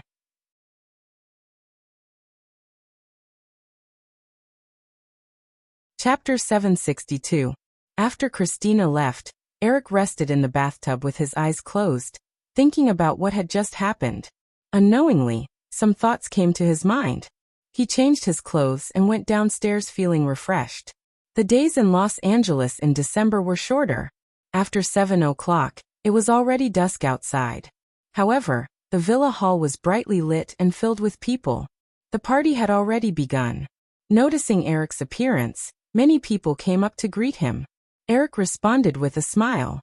After a while, Drew walked over with a brown-haired woman in her 30s. The few people chatting around Eric recognized Drew and the woman beside her. Knowing that they might have business to discuss, they all left. The brown-haired woman beside Drew was called Barbara Broccoli, the current head of the family behind the 007 series. Since the production of the first 007 movie, Dr. No, in 1961, the control of the 007 series had been in the hands of the Broccoli family. Most audiences were used to associating the 007 series with MGM. However, before the 1980s, 007 had little to do with MGM. The copyright of the series had always been owned by Eon Productions, which was controlled by the Broccoli family. In the 1970s, Eon Productions' partner, Harry Salzman, broke off relations with the Broccoli family and sold half of the company's shares to United Artists. Later, United Artists went bankrupt because of Heaven's Gate and was acquired by MGM. After that, MGM owned half of the 007 series. However, although neither MGM nor Eon Productions had absolute control of the 007 series, MGM had to continuously release the 007 series to maintain the company's operations because of its struggle in business over the years. Therefore, as one of the 7 major film companies, MGM was in a weak position when it came to the 007 series. Over the years, the Broccoli family had firmly controlled all aspects of the movie, from the script to the distribution of the movie. The Broccoli family could be said to rely entirely on the 007 series for a living. Barbara Broccoli was about 35 years old this year. However, since the age of 20, this woman had been working as an assistant director in the production process of the 007 series. Then, from assistant director, assistant producer, all the way to the position of producer. After her father, Kirby Broccoli, retired, she and her half-brother, Michael Wilson, had completely mastered the production of the 007 series. In the past 10 years, she had only done this one movie series. Of course, the Broccoli family's strong position in the 007 series had disappeared with the merger and consolidation of MGM in the past year. In the past 30 years, although the 007 series had many low points, none of the 17 007 movies that had been released so far had lost money. All of them had made money. This also caused MGM strong dependence on the 007 series, and had to make various compromises with the Broccoli family. But now that MGM owned the copyrights to a series of blockbusters, this kind of dependence no longer existed. MGM didn't need to make all kinds of compromises with the Bradbury family in order to start this project. On the contrary, when Eric proposed to integrate James Bond, Mission Impossible, Thunderbolt, and other series to create an MGM agent movie universe, although the Bradbury family was extremely unwilling, they still very sensibly agreed to this plan. Although Eric took back the initiative, he did not intend to kick the Broccoli family out. After all, they could be said to have spent most of their life on creating the 007 series. Their production experience was definitely much richer than using a completely unfamiliar producer. The 2 women walked in front of him. Eric hugged Barbara Broccoli very familiarly and said, "Good evening, Barbara. You are so beautiful tonight." Barbara Broccoli hugged Eric gently, and after letting him go, she smiled and said, "Thank you, Eric. This villa is really as everyone said. I now wish I could have a house like this. Then you can visit often in the future. By the way, why haven't I seen Michael?" Eric was referring to Barbara Broccoli's half-brother, Michael Wilson. Barbara Broccoli explained, "He has been dealing with some company matters in the UK recently." After exchanging a few pleasantries, Drew next to him pointed to the rest area not far away and said, "Eric, let's go over there and talk." Eric nodded, took a glass of champagne from the tray of a passing waiter, and sat down on the sofa in the corner with the 2 women. "Eric, I'm so happy to hear that you're going to direct the next 007. Even Dad asked about it personally." After the 3 of them sat down, Barbara Broccoli immediately changed the topic to the 007 series. "However, I've read the first draft of the script. I think that compared to the past, even the one that was just released during the summer, isn't the style of this 007 a little too different?" Eric asked unhurriedly. "Barbara, can you be more specific?" Barbara Broccoli said, "Just like in this script, I always feel that Bond in this sequel has a tendency to develop in the direction of an action-tough guy. Pierce's temperament should be more gentlemanly. Moreover, in recent years, we can all see that the representatives of tough movies like Sylvester Stallone, Bruce Willis, and Arnold Schwarzenegger are all going downhill. It is not a wise choice for the 007 series to take the tough road." "You mean, we should continue to maintain the acting style of Pierce Brosnan in GoldenEye, right?" Barbara Broccoli nodded and said, "GoldenEye was very successful, so I don't think there is anything wrong with this." Eric looked at Barbara Broccoli, who was staring at him without avoiding his eyes. He recalled what she had just said and understood her intention. In the end, Barbara Broccoli still just wanted to gain more control over the 007 series. If I remember correctly, the global box office of GoldenEye should be about $350 million now. The main countries have probably already released it, so the numbers won't change much in the future. A global box office of $350 million US, compared to the production cost of $70 million US, is of course very profitable. If we continue to produce according to this train of thought, the next few movies will still bring us good profits. But Barbara, don't you want 007 to go further? Barbara Broccoli bit her lower lip and said stubbornly, unless the result can be predicted in advance, no one knows whether they are moving forward or backward. Hearing that Barbara Broccoli was about to argue with Eric, Drew, who was leaning against Eric, raised his chin. Just as he was about to say something, he felt Eric pat the back of his hand, and he quieted down again. When others are moving forward, if you stop moving forward, it is actually a kind of retreat. Eric comforted the girl and spread out his hands and said to Barbara Broccoli, so let's not talk about these inexplicable philosophies of life. Let's talk about more practical issues, about the change in the script style. On a deeper level, I don't intend to turn the Bond series into a tough guy movie. I just want to make Bond more flesh and blood. He should be hurt, fail, and even cry, instead of still looking like a well-dressed gentleman after a series of fights, explosions, and car chases. But Bond is supposed to be a gentleman, and the audience won't mind these details. They just want to see something that makes their blood boil. With the development of special effects technology, there will be more and more movies that can make people's blood boil, and the audience's requirements will become more and more demanding. At this time, if you don't make Bond more soulful, the audience will soon get tired of it and abandon the series. Barbara Broccoli wanted to say something but was stopped by Eric.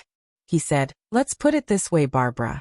I can clearly promise you that the Broccoli family's power in the 007 series will continue, and the profit sharing you have enjoyed in the past will not change.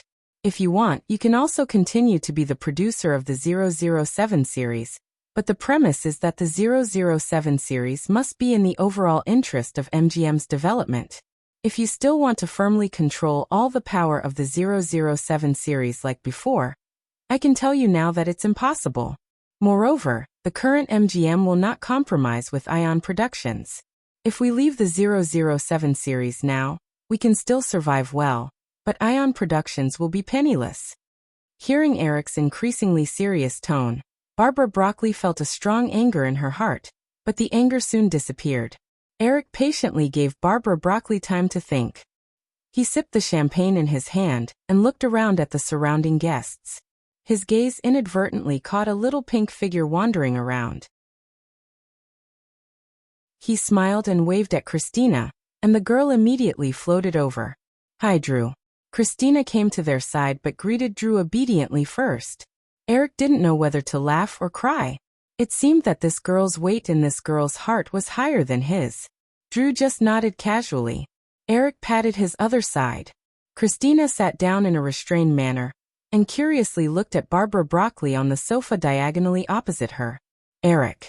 After a moment, Barbara Broccoli spoke again. There seemed to be a hint of compromise in her tone. The 007 series is my father's life's work. I only hope that, no matter what, you can treat it very seriously. Of course, if I didn't like this series very much, I wouldn't have directed a sequel film myself. Eric heard Barbara Broccoli say this and knew that she didn't intend to seek any more control.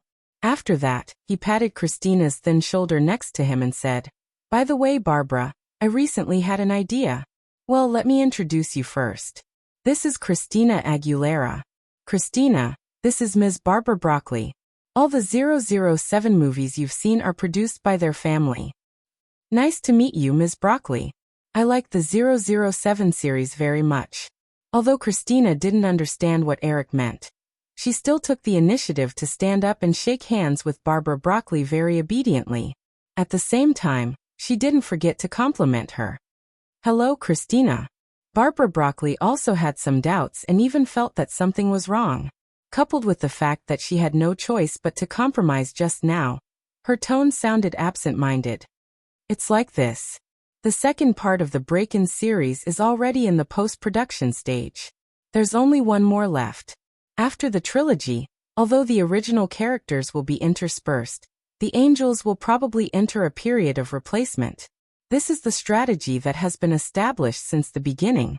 Right now, I think that Christina may be one of the next Angel's successors.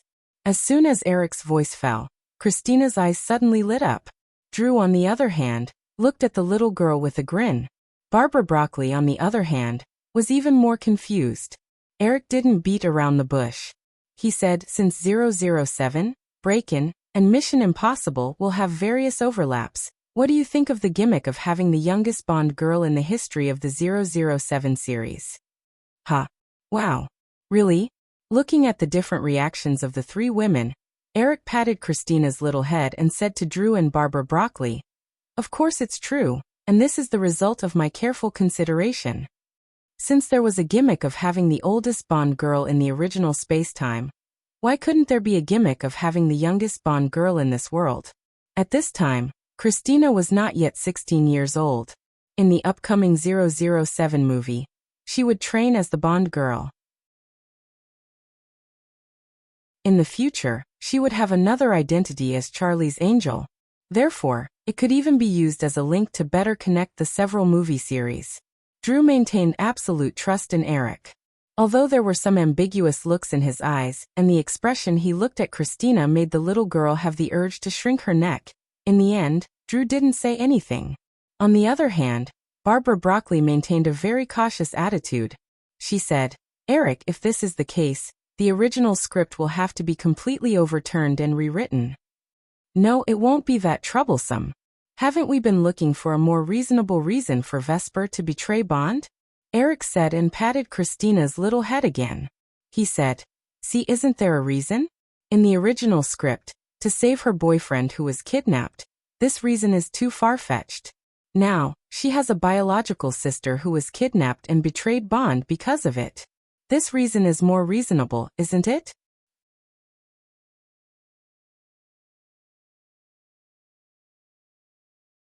Chapter 763. During the Christmas period, the last batch of new Hollywood films of the 1995 year began to be released. In the past, at this time, because various literary films that wanted to compete for the Oscars were released one after another, the relevant media would always be very lively under the control of the film companies behind the scenes. But this year, the media atmosphere with full public relations was much colder. In the list of nominees for the 53rd Golden Globe Awards, Forrest Gump had won 7 important nominations, including Best Film, Best Director, and Best Actor in the Drama category. Forrest Gump had won a series of major and minor pre-awards. If the film awards of the Golden Globe Awards were not divided into 2 categories, drama and comedy, some films might even directly give up the public relations for the awards. Even so, in order to avoid a head-on confrontation with Forrest Gump at the Golden Globe Awards, some drama films were even squeezed into the musical and drama category, which caused a lot of ridicule and criticism from the media. While ordinary people were enjoying the holidays in Hollywood, MGM began to consciously release related news about James Bond. Casino Royale, after a few months of preparation. When they heard that Eric Williams would personally direct the sequel to 007, many people's first reaction was to think that others were joking. Eric Williams was not even willing to direct the sequel to the Jurassic Park series that he had created himself. How could he shoot the veteran agent series that had been going on for more than 30 years? After all, in the eyes of insiders, the 007 series only had a few tricks over and over again, and there were not many tricks to be played. If they were purely an audience, they might get some fun from the hot scenes and the beautiful Bond girls. But if they were a director, this job could only be described as boring. However, as the news spread more and more, it became more and more clear and logical. Eric Williams talked with Barbara Broccoli, the producer of the 007 series, at a party in the Sharp Corner Manor. The next 007 film would be Ian Fleming's last film, Casino Royale, which had not been released on the screen. MGM began to secretly contact the trio of Thunderbolt and Beauty. The 18th 007 film would fully open the MGM agent movie universe. The 3 major agencies began to frequently test the progress of MGM's 007 project, trying to get more roles. This series of scattered details gradually proved that perhaps Eric Williams was really going to direct the next 007 movie. Immediately, The sensitive media quickly seized on this piece of news and began to dig deeper. However, James Bond, Casino Royale, was still in the stage of script revision. After some news was released, in order to maintain the mystery of the project and maintain enough of a topic of discussion, MGM was given a gag order internally. They began to keep their mouths shut and did not confirm or comment on any external news. The Media and Public Relations Department only expressed very formally that the project was still in the process of preparation and that nothing had been finalized. Similarly, the current helm of the 007 series, Barbara Broccoli, is a woman who does not like to appear in public, and the media reporters did not get more information from her. However, Barbara Broccoli's brother, Michael Wilson, who is also a series producer, is the opposite. He is a guy who likes to be in the limelight very much. Soon, the resourceful media reporters in London, England, received confirmation from Michael Wilson that Eric Williams would indeed be the director of James Bond, Casino Royale. The news exploded all of a sudden. It has been more than 2 years since Jurassic Park was released in 1993 and created a global box office miracle of US $1 billion. Because there was no news about Eric's next movie, there was more than one news in the media that Eric would give up personally directing movies and move behind the scenes. In the past 2 years, LTD Group has risen rapidly with Victoria's Secret annual show. Lifetime TV has emerged with 2 reality shows, the integration of MGM, Flower Pictures, and DreamWorks Productions, as well as Firefly Group's continued strong film business, all of which prove the reliability of the media's opinion. Although ordinary people have paid less and less attention to Eric's news in Hollywood, and even in the newly emerging internet industry, even in the unrelated clothing industry, Eric's presence is still so strong. His influence does not even have the slightest intention of stopping expanding. Take 1995 as an example. This year was still a bumper year for Hollywood. With the last 2 weeks of the Christmas period, the total box office of Hollywood for the year reached a new high, reaching US $6.5 billion. And Firefly Group only relied on Jurassic Park 2, Day of Independence, Toy Story 2, Jedi Cop, and 101 Dalmatians to crazily harvest as much as US $1 billion in box office. Firefly Group's several major labels released a total of 18 films in the year. Although there was a significant reduction in production compared to the previous 2 years, the cumulative box office of the 18 films still reached US $1.39 billion and the global box office share reached US $2.7 billion. According to the prediction of statistical agencies, in 1995, the total size of the global box office market was only about US $17.5 billion. Therefore, Firefly Group alone had already accounted for 15% of the global box office share of the film market. Although the strength of Hollywood movies worldwide was a well-known thing, it could only be described as terrifying that one company could carve up 15% of the global box office share of the film market. And behind all this, there was no doubt that the young man who had been surrounded by miracles since his debut was in control. As the topic brewed, the news that Eric would personally direct 007, Casino Royale, unknowingly became a fuse, reigniting the public's interest in him that had gradually cooled down. The media was always able to grasp the trend very well. With the rise of this topic, they also began to provide more information that interested the readers or the audience. Most people were undoubtedly very superficial. Last year, Forbes magazine had already valued Eric Williams' net worth at US $46.5 billion. This valuation not only made the rich people behind him look up, but also made many people who saw this data feel numb. After all, ordinary people couldn't imagine what US $46.5 billion in assets meant. Although they didn't know the huge power of huge wealth, they still had a very strong curiosity about Eric's net worth this year. Therefore, the media also began to take stock of the assets owned or held by Eric. Then a network map of the Firefly business empire appeared in Business Weekly, which caused countless media to reprint crazily. In the following months, it was frequently the topic of various types of media. In this issue of Business Weekly, the detailed information of the 2 business empires under Eric's name led by the Firefly Group and Firefly Investment, was fully displayed to the world. Needless to say, the Firefly Group was the largest media group in Hollywood. It owned a series of high-quality entertainment companies such as the Disney Group, ABC Group, Firefly Films, Pixar Animation, New Line Cinema, Firefly Records, Bowie International Distribution, Digital Domain Special Effects, Marvel Entertainment. Last year, the relevant agencies had valued the Firefly Group at more than $50 billion. And this year, with the outstanding revenue growth rate of the Firefly Group, according to the 30% annual growth rate standard, its valuation once again broke through a new high, reaching $65 billion. With this alone, Eric Williams, who owned about 73% of the Firefly Group's shares, would receive more than $47 billion in assets, which was $500 million more than his total net worth last year. The scale of Firefly Investment Company that followed made many people even more dumbfounded. After a detailed investigation by a reporter from Business Weekly, the investment company, which had been somewhat unknown since its establishment, now owned more high-quality company shares than most people imagined. Take a look. Yahoo Network, the first portal in the internet industry, was worthy of being the leading company in the internet industry in recent years, with a valuation of more than $5 billion. Firefly Investment held 80% of the shares. Cisco, a large network equipment company, with a current market value of $26 billion. After nearly a year of continuous increase, Firefly Investment held 26% of the shares.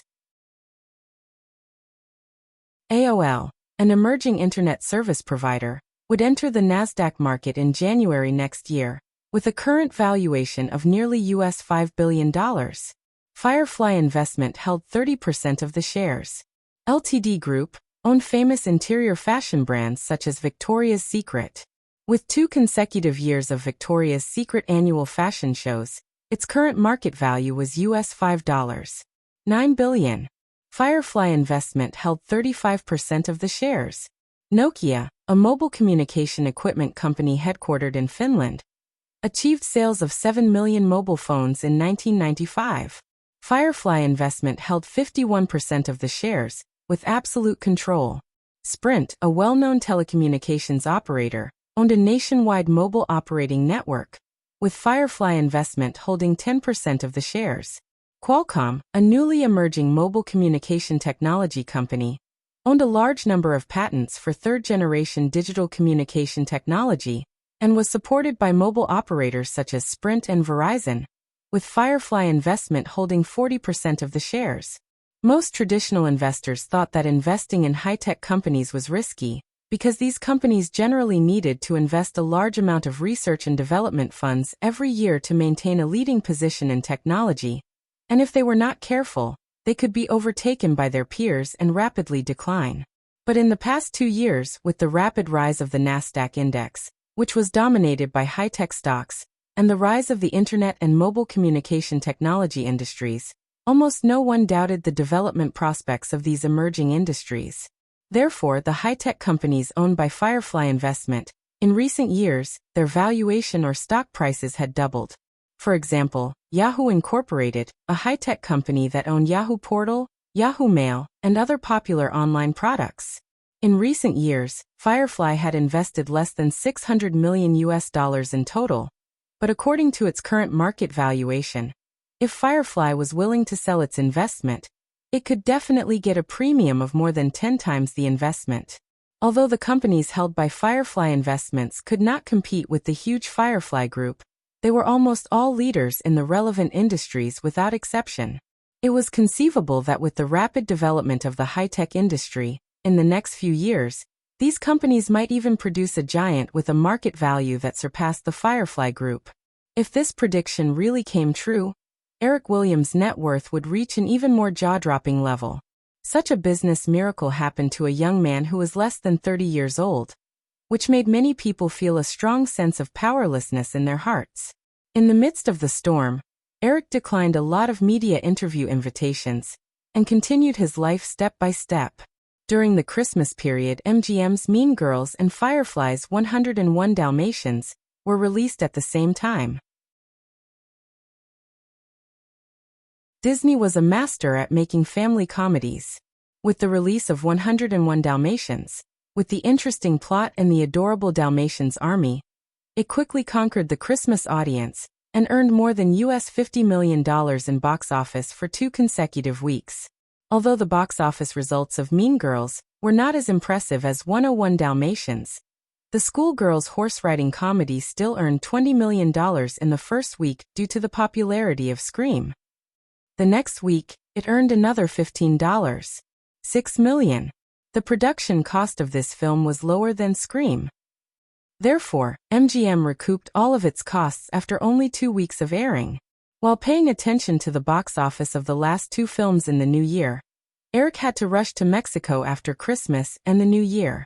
Rosarito, Titanic set.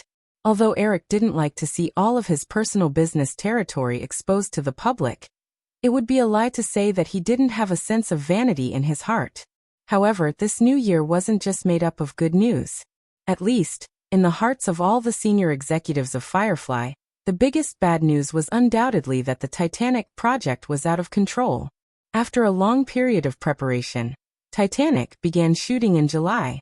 The original shooting plan was 4 months, which was about to be completed before Christmas.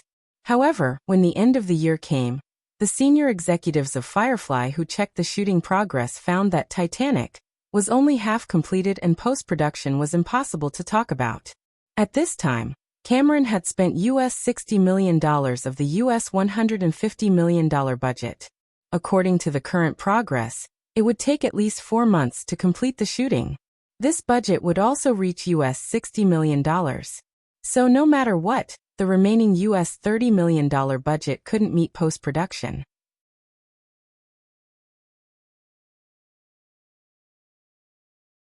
Chapter 765. With a splash, the faint sound of someone falling into the water could be heard. The crowd was immediately roused from their stupor and rushed to the side of the ship.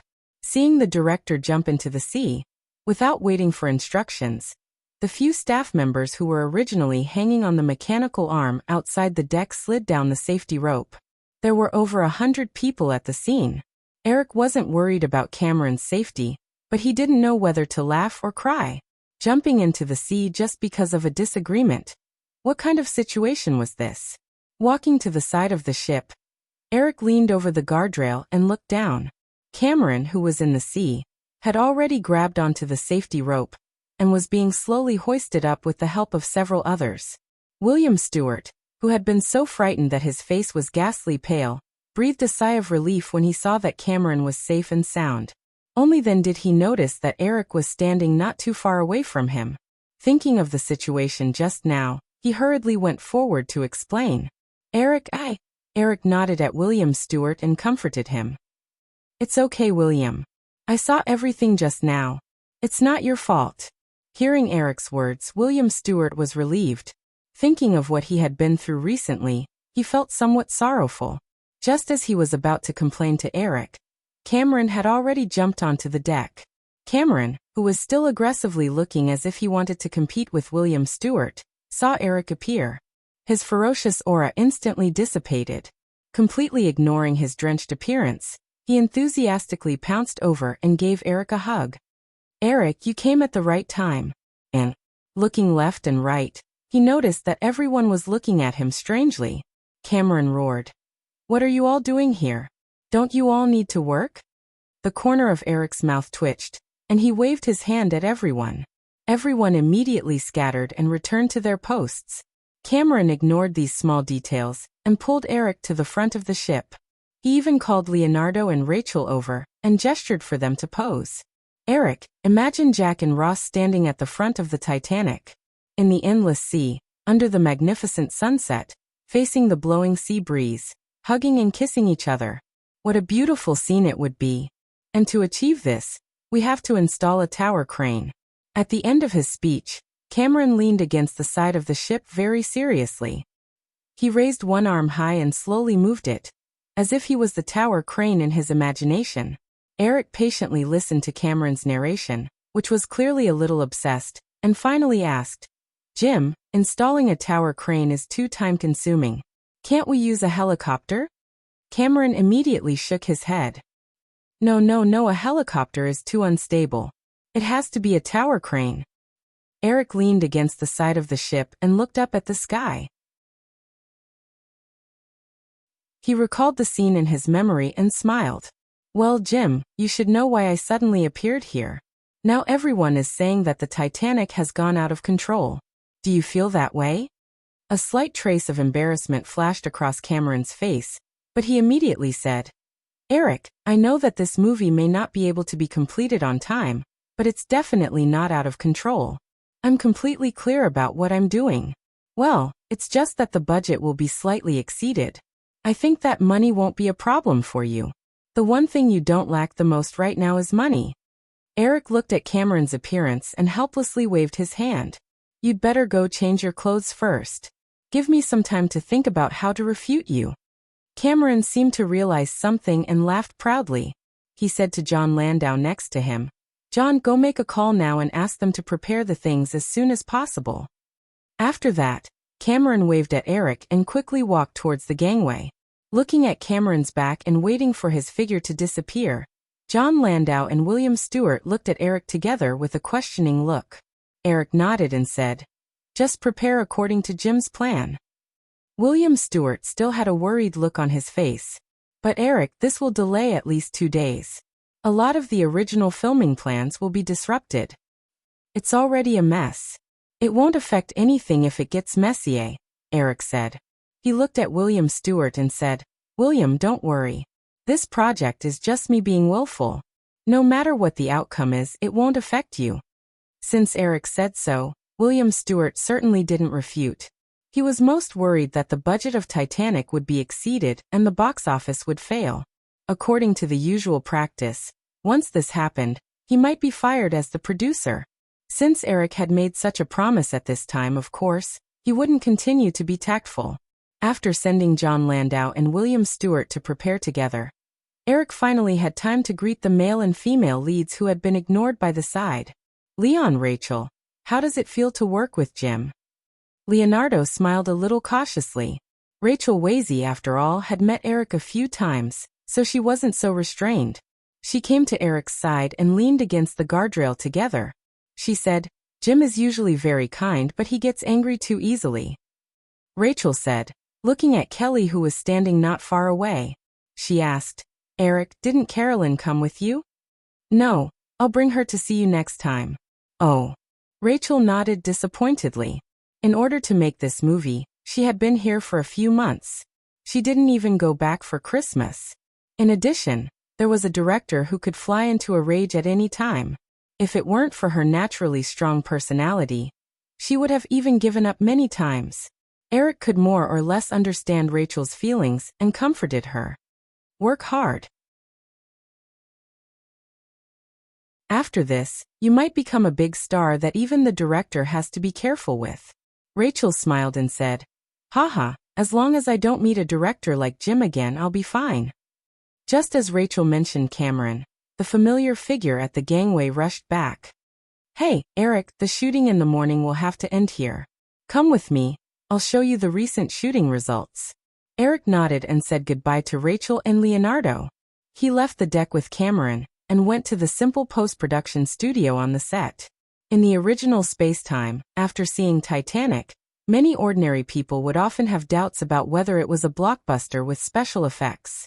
This was because many people's impression was that the scenes in the movie were basically things that existed in reality. Compared to Jurassic Park, Star Wars, Men in Black, and other standard special effects blockbusters, Titanic didn't seem to have any special effects scenes. But this was not the case at all. In the entire movie, from the night sky to the small things like the hot air coming out of people's mouths, it was basically composed of special effects technology or special effects.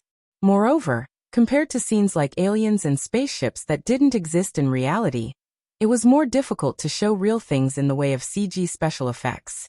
This was because as long as the aliens and spaceships were roughly made, people wouldn't be able to tell the difference because no one had seen them in reality. However, if the real scenes were not made in detail, it would be easy for people to distinguish them. Because they needed to temporarily install the tower crane that Cameron needed, it was impossible to rearrange the shooting schedule in the remaining hour in the morning. Eric was dragged by Cameron to the post-production studio to check on the scenes that he had recently completed. Except for a small part of the scenes that were completely shot in real life, most of the scenes could be seen in the green screen. There was even a scene that was planned to be shot in the luxurious first-class cabin of the Titanic. Except for the table, chairs, stools, and other details, everything was surrounded by a green screen. One could imagine how much work it would take to turn all these scenes into scenes in the movie. Eric, I promise you, as long as there are no more constraints in terms of funding, I can complete all the shooting in 3 months. The post-production work can also be done at the same time. Except for the main scenes, I can subcontract some small special effects work. John has recently begun to contact a special effects studio. Moreover, the rendering farm in the digital domain can also greatly shorten the post-production progress of the special effects. Before August, I can guarantee that all the work will be completed. During lunchtime, a group of people gathered in the restaurant to talk about the progress of the movie. Cameron once again made a solemn promise. Anyway, swearing or something like that was free. After feeling Eric's support for the project, Cameron made this kind of unscrupulous promise almost immediately. John Landau, William Stewart, and even Rachel could not help but roll their eyes when they heard this. Eric cut the steak in front of him with a smile and said to Cameron, "In August, there's definitely no chance for the summer break. I just hope that you won't delay the completion of the movie by the end of the year. Jim, this is definitely my bottom line. You have to know that Firefly doesn't belong to me alone." "Of course." Cameron immediately nodded and looked at William Stewart sitting not far away. He said, "However, Eric, I have a condition." I think that William doesn't need to waste time here. John and a few other production assistants should be enough." Eric shook his head and said, "That won't do. Jim, William must stay here." What a joke! If there were no restrictions at all, this guy in front of him would be completely out of control.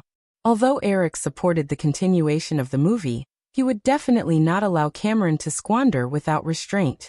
Otherwise, $300 million would probably not be enough for him to spend. Cameron did not deliberately lower his voice. Hearing the conversation between the two, William Stewart looked at Eric with hope in his eyes. Although Cameron's idea of chasing him away was very unpleasant, if possible, he definitely did not want to continue to stay here. After rejecting Cameron's request and eating lunch, Eric suddenly thought of another matter. He said to Cameron, John Landau, and the others, "Right, there's one more thing. I hope that the props of this movie can be kept intact." Several people showed a puzzled look. John Landau said, "Eric, this doesn't seem necessary. There aren't many Hollywood films from the 20s and 30s. Most of the props are unlikely to be reused. Moreover, I've already discussed with a local factory. After the shooting, we can sell the ship model to them. This way, we can recover some funds for the post-production of the movie." Although the plan was to use a lot of special effects technology for shooting, the degree of detail in the movie still reached an outrageous level. The entire movie spent millions of dollars on tens of thousands of costumes, tableware, bags, and other miscellaneous items, not to mention the ship model that was completely made to a 1:1 scale. In the original space-time, after the miraculous success of Titanic, the producers once again earned hundreds of millions of dollars in ticket sales just by relying on the exhibition of Titanic props. Although Eric was not 100% sure whether the Titanic in this life could achieve the success of the original, since there was such a possibility, Eric would not let go of this opportunity to make money. Hearing that John Landau had already planned to sell the ship model, Eric quickly shook his head. "There's no need. In my opinion, this ship is still very memorable. Moreover, in the future, Firefly will inevitably have some ocean-related movies. Perhaps these props will be used. Yes, this set can even be completely preserved and used as a filming base for ocean-related movies." Seeing that Eric insisted, of course no one objected. After a simple discussion, they even decided to build a warehouse in the base specifically to store the props of Titanic. Since he was there, Eric was not in a hurry to leave.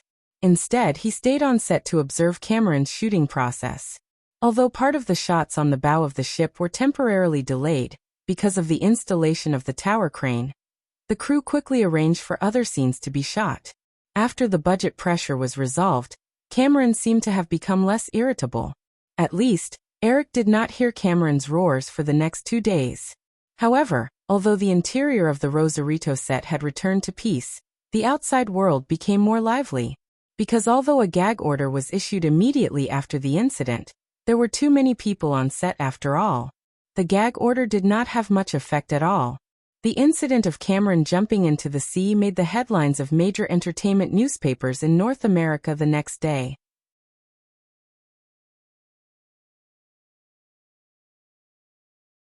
Chapter 766. Cameron had a strong argument with the producer of Titanic and jumped into the sea. The Titanic project went out of control, and Eric Williams went to Rosarito in person. Cameron couldn't bear the pressure and tried to commit suicide by jumping into the sea. Eric Williams and James Cameron had a physical altercation on the set of Rosarito and pushed each other into the sea. The Titanic project may be completely stranded. Due to the lack of any video footage from the scene of the crime, the news of Cameron jumping into the sea became more and more outrageous in the American media over the next few days. The clarification from Firefly Group's public relations department did not curb the rapid spread of the rumor. More and more media reporters began to gather in Rosarito, Mexico. In desperation, Eric simply asked ABC TV to send reporters to the set to record some behind-the-scenes footage of the crew. Although it did not completely suppress the spread of the rumors, those absurd remarks were also dispelled after the relevant videos were played. The day after Eric rushed to Rosarito, the CEO of the digital domain, Stan Winston, also rushed over to discuss the post-production of the film. This was because Titanic would use a large number of very novel special effects production methods. According to Eric's development plan when he established the digital domain, these brand new special effects technologies would be specially organized, and if possible, they would also apply for patents. Although many of the special effects techniques were created under Cameron's whimsical ideas, after receiving sufficient budget support from Eric, Cameron, who was completely immersed in the film, did not care about these at all. It was another morning of shooting. At this time, Eric had been on the set of Rosarito for 5 days. Without the oppressive atmosphere due to the tight budget, although Cameron still occasionally acted a little irritable, the aura that seemed to be on the verge of exploding at any time completely disappeared. The interpersonal relationships of the crew from top to bottom were also much more harmonious. At lunchtime, Eric was eating with Cameron and the others in the restaurant when John Landau walked in hurriedly. After getting the food, he sat down at Eric's table. John Landau said to Eric, "Eric, are you going back in the afternoon?" "Yes, the matter here is almost over. I can't help much even if I stay here." John Landau nodded. After a moment of hesitation, he reminded, "I think you'd better be careful when you go back." Eric raised his head in confusion. John Landau said, "I heard that there have been several robberies targeting reporters recently. There were even 2 unlucky guys who had their ribs broken. As you know, their professional filming equipment is very expensive. Also, I just chatted with Victor, who is in charge of the security on set, and he said that there have been a lot of unidentified people around the set recently. So you know." Eric nodded seriously. He was very clear about the security situation in Mexico. The country only had about 100,000 regular soldiers, but the number of illegal armed forces led by drug traffickers was not much less than the regular army. It was still okay for now, but in the next few years, as public security deteriorated further, Mexico would even be classified by the United Nations as a state of war, country on the same level as Somalia and Yugoslavia. Coupled with the fact that Rosarito was close to the Mexican-American border, the security situation in the vicinity was even worse. Under the advice of the security team, Eric did not step out of the set in the few days he had been in Mexico. When Cameron heard John Landau's words, he said with a solemn expression, "Eric, if you really can't do it, you can take a helicopter back. Well, although it's more troublesome, it's definitely safer." Mexico was not like the United States. Helicopters were basically in the hands of the government, and it was difficult for ordinary people to get permission to fly. Eric listened, shook his head with a smile, and said, "There's no need to make such a big fuss. It's only 30 kilometers from here to the border. If you drive fast, you'll be there in half an hour. Also, the helicopter might not be as safe as my fleet. Eric was not being arrogant. The 23 bodyguards who came with him this time were all former Marines with rich combat experience. Although the 5 SUVs he took were not as well equipped as the president's car, they did not lose to the other party in terms of security. As long as they did not encounter a crazy heavy firepower attack, even if they were temporarily trapped, they could rely on the protection of the car to defend themselves and wait for reinforcements. After lunch and chatting for a while, Eric said goodbye to everyone and left the Rosarito set in a car with his female assistant. It was still the coastal highway of Baja California. After the car had stabilized, Eric lowered his head to read the latest version of the script of James Bond. Casino Royale from Los Angeles. Kelly, who was sitting next to him, inadvertently caught a glimpse of a few small tails following behind the fleet in the rearview mirror. She remembered John Landau's reminder at the restaurant at noon, patted Eric uneasily and pointed to the back. Before Eric could answer, Carter Moan, who was sitting in the front passenger seat, said, "Miss Haynes, it's okay. That's the reporter's car. They may want to go back with us." "Oh, so that's how it is." Kelly smiled, feeling a little embarrassed at her own suspicions. The fleet drove through the town of Rosarito and continued to move forward. Eric read a few pages of the script, raised his head to stretch his neck, and chatted with Kelly for a while. Just as he was about to lower his head to continue reading the script, Carter Moan in the front row suddenly pressed his headset and whispered a few words in a hurried tone. He then turned his head and said, "Eric, there may be a situation in front." Eric raised his head in confusion. Kelly, on the other hand, grabbed Eric's sleeve sensitively with a nervous look on her face. A container truck is parked about a kilometer in front, blocking the road. Carter Moan explained and added, "It's a very old-fashioned method."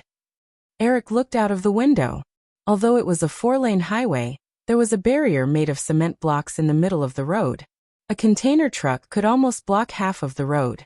Eric knew that he did not have time to panic, so he did not hesitate and said in a calm and decisive tone, "I don't know about this. You deal with it." Carter Moan nodded and instructed the two to fasten their seat belts. He quickly issued orders through the headset while he took out a pistol from the glove compartment and handed it to the driver next to him. Then he took out a semi-automatic rifle and fiddled with it. Eric took a deep breath and noticed Kelly's nervous look next to him. He patted her shoulder and comforted her. "Don't worry, it's okay. Even if we encounter any trouble, there will be people rushing over from the border within 10 minutes. "Okay." Kelly's face calmed down. She held Eric's hand while her other hand reached into her bag and felt for her phone. She thought about it and realized that this phone could not be used to make calls in Mexico, so she had to give it up. During the simple conversation, the entire convoy suddenly sped up. A few seconds later, Carter Moan turned his head and instructed Eric, "Everyone sit tight." Then, at the front of the convoy, there was a loud bang. Eric sat on the left side of the rear compartment and felt that it was not a gunshot. He leaned close to the window and looked out in confusion. The SUV at the front had brutally smashed a hole in the cement block in the middle of the road. It forcibly changed lanes and entered the other side of the road. Then the second and third SUVs followed suit. During the bumpy ride, the fourth SUV that Eric was in also changed lanes and scraped against the cement block that was still standing. There was an ear-piercing sound of friction. In the front row, Carter Moan, who was holding a semi-automatic rifle, looked out the right window vigilantly. Eric withdrew his attention from the bumpy ride and looked to the right. A blue container truck was parked in the middle of the right lane. The moment it passed by, Eric also noticed the two Mexican men standing next to the truck with surprised expressions. The convoy overtook the container truck and did not choose to change lanes again. Fortunately, there were few vehicles on the road near the sea. Even if they encountered a few oncoming cars, they could easily avoid them. Although Carter Moan didn't notice anyone chasing after them, he remained vigilant and kept communicating with the bodyguards in the cars. It wasn't until about 10 minutes later that the town on the border appeared in everyone's field of vision that everyone relaxed. Kelly took a deep breath and looked at Eric next to her. Then, she looked at Carter Moan, who was unpacking his weapon and stuffing it into a backpack. She thought for a moment and said, "I just saw. Maybe it was a misunderstanding?" Eric recalled the expressions of the two Mexican men and felt a little puzzled. However, he did not have the intention to question Carter Moan's judgment. A rich man's son would not sit under the eaves. There was no problem with being cautious. Carter Moan put away his weapon and said through the rearview mirror, "It's not a misunderstanding, Miss Haynes. If you look carefully, you should be able to notice that the guy in the blue jacket had a submachine gun in his arms. Also, the container door was obviously open. If they really stopped to fix the car because of a car malfunction, it would definitely not be like this." Kelly was still puzzled. "Why?" Carter Moan suddenly changed the topic and said to Kelly, "Ms. Haynes, do you know what's the most important thing when driving at night in Mexico?" Carter Moan said, "The most important thing is to run a red light if you can. Don't stop. Because as long as you stop for a few seconds, there will often be armed robbers outside your car window and rob you. The situation we just encountered is similar to this situation. If we stop, I assure you that dozens of armed men will soon jump out of the container. We will be in a lot of trouble then." Kelly looked at Carter Moan's serious expression in the rearview mirror and glanced at Eric. Seeing Eric nod in agreement, she patted her chest with lingering fear and said, "I also heard that Mexico is quite chaotic, but this is too rampant. Aren't they afraid of being suppressed by the government?" Carter Moan said, "To be honest, they are not afraid. This country is rotten to the core. It's difficult to restore normal social order." When Eric heard Carter Moan say so, he also remembered something. In his memory, the later president of Mexico, Catalan, tried to take tough measures to crack down on crime, but the result was the opposite. Not only did he not achieve his goal in the few years he was in power, but it also caused more violent social unrest. More than 20,000 civilians were implicated and died unnatural deaths. Recalling this information, Eric suddenly felt that he was too careless this time. His goal was too big, and it was better not to come to Mexico in the future. After passing through the town next to the border, the customs entrance could be seen in the distance. Eric felt the car suddenly slowing down. He looked up and saw Carter Moan rolling down the window and handing a black backpack to a middle-aged man outside the window. He didn't care. If they wanted to go through customs, they must throw away these contraband. Guns were banned in Mexico, but in reality, due to its proximity to the United States and the social chaos, such a ban was almost non-existent. A few days ago, when they had just entered the country and were preparing these things, Carter Moan had inadvertently revealed to Eric that there were about 200 gun traffickers in this small border town alone. As the motorcade joined the traffic flow at the border, Kelly completely relaxed. She thought of something and suddenly said, "By the way, Eric, didn't you say that there are a few reporters behind us in cars? Will they be okay?" Eric forgot about this and looked at Carter in front. Carter asked a few questions through the headset, turned his head and said, "It's okay, they are all behind." "That's good, but," Kelly glanced at Eric and said, "maybe after we go back, the media will be lively again." Eric also knew what Kelly meant. In the face of the situation just now, if they were a little smarter, those guys would definitely do something. Sure enough, on the day Eric returned to Los Angeles, some evening newspapers reported that Eric Williams was almost hijacked in Mexico, with a lot of illustrations. The container truck in the middle of the road, the cement fence that was smashed into a mess, the eye-catching scratches on the SUV, and so on. Under the clever illustration, the whole incident was exaggerated by the media to be very thrilling. The matter really became lively. As the richest man in the world with a net worth of tens of billions of dollars, Eric's influence was self-evident. The Mexican government certainly didn't want this kind of thing that damaged their international image to spread. They quickly responded, claiming that it was just a misunderstanding. They even condemned Eric's car for destroying public facilities and asked him to compensate for the cement fence that was damaged. However, this refutation and clarification didn't work because the identities of the two Mexican men who appeared next to the container truck at that time were quickly dug up by the resourceful media. Both of them had criminal records and were even wanted by the Mexican government. So, everything became even more lively. The Mexican government naturally didn't mention anything about compensation. They just stammered for a while and announced that they would arrest the criminals as soon as possible. Then they stopped. Compared to the excitement in the outside world, Eric didn't have time to pay attention to this little episode. At least, this incident covered up the storm caused by Cameron jumping into the sea. He just left the matter of dealing with the media to Firefly's public relations team and continued to busy himself with his work.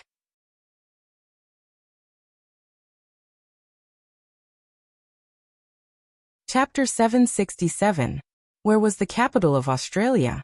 Probably 80% of people's first reaction was Sydney. The simpler the question, the easier it was to answer wrongly. Therefore, another 10% of the remaining people hesitated for a moment and thought of another city in Australia, Melbourne. However, both of these answers were wrong. The capital of Australia was Canberra, a city that did not have a strong presence in most people's hearts. After returning from Mexico, Eric stayed in Los Angeles for a week before flying to Australia in the Southern Hemisphere. The absence of Titanic during the summer could not be changed. The remaining two films, The Matrix and Fatal Island, could not be missed. Fatal Island was directed by John Woo, and the filming location was in San Francisco, not far from Los Angeles. It was very convenient for the company to follow up on this film, and there was not much of a problem. However, The Matrix was different. Although he believed in the abilities of the Wachowskis, they were still new directors after all. What's more, the film was shot in Sydney and the Australian branch of Digital Domain was fully responsible for the post-production effects. The entire production process of the film was far away from Los Angeles. Eric decided to go there personally to check on the progress of the film. Compared to the trip to Mexico, Eric's trip to Sydney was much simpler. In addition to The Matrix, Eric had some other things to deal with, and might have to stay in Australia for a week or two. As a single mother, it was not suitable for Kelly to come along. Eric transferred 2 assistants from the assistant office and 4 bodyguards to Australia. The filming of The Matrix was completed at the end of last year. The Wachowskis had already produced a rough 3.5-hour version, and the main post-production effects work had already begun.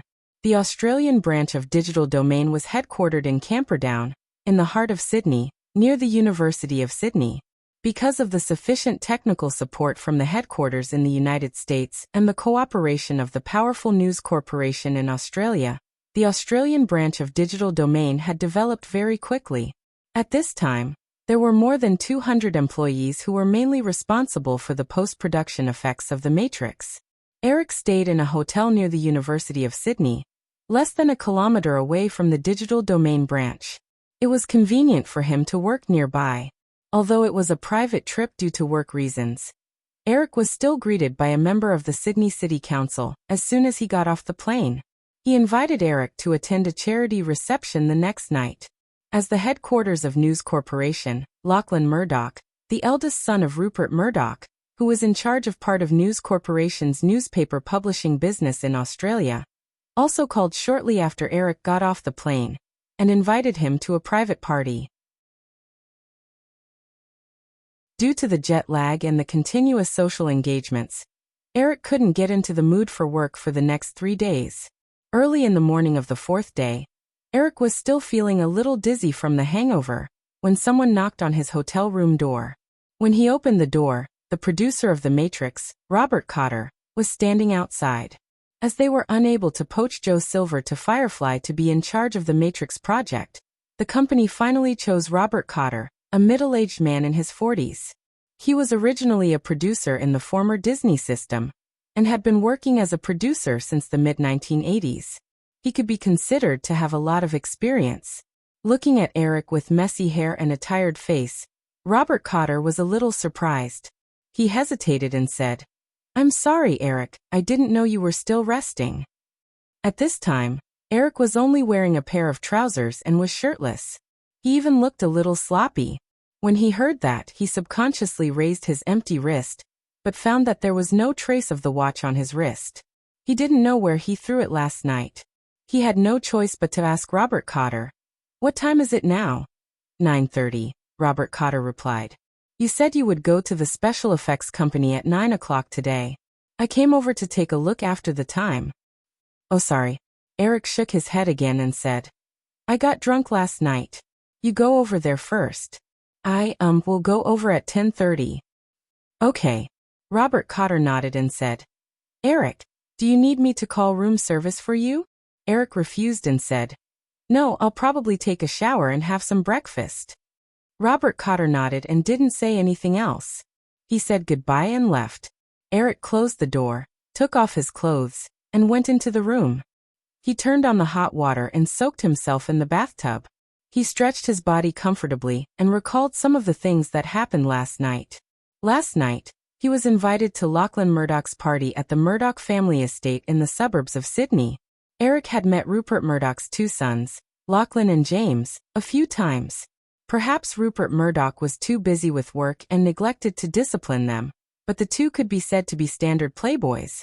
Last year, Lachlan Murdoch was arranged by Rupert Murdoch to be in charge of the News Corporation's publishing business in Australia. However, at his first press conference, Lachlan Murdoch was speechless and had no ability to respond to a few questions from the reporters. This was Australia, where more than 70% of the media channels were controlled by the News Corporation. No matter how tricky the reporters were, it was impossible for them not to give face to the News Corporation's young master. This showed how terrible Lachlan Murdoch's performance was. This matter also disappointed old Murdoch. In addition, Eric could also clearly feel that these two guys didn't like him. This was because the two of them were about the same age as him, and old Murdoch had high expectations for his two sons. As a father who wanted his sons to succeed in life, he would definitely use people of the same age to motivate his two lazy children. Eric was undoubtedly the best target, and it was easy to imagine how much resentment they had for Eric, the other family's child, when they often heard their old man talking about him. It was obvious that old Murdoch had instructed him to hold a reception party. However, last night, Lachlan Murdoch had invited a large group of people of the same age. At least on the surface, they were very enthusiastic. Regardless of gender, they seemed to have been specially instructed to take turns toasting Eric. In the end, Eric only remembered that he was helped into the car by the bodyguard. Recalling the situation last night, Eric shook his head with a smile. He wasn't too angry. After all, the more useless Murdoch's two sons were, the greater the chance of Elizabeth inheriting the entire News Corporation in the future. Eric couldn't wait for them to be more mischievous. After taking a shower, Eric put on his clothes and went downstairs to the restaurant. One of the two assistants he brought to Australia, Peter Ritchie, was already waiting there.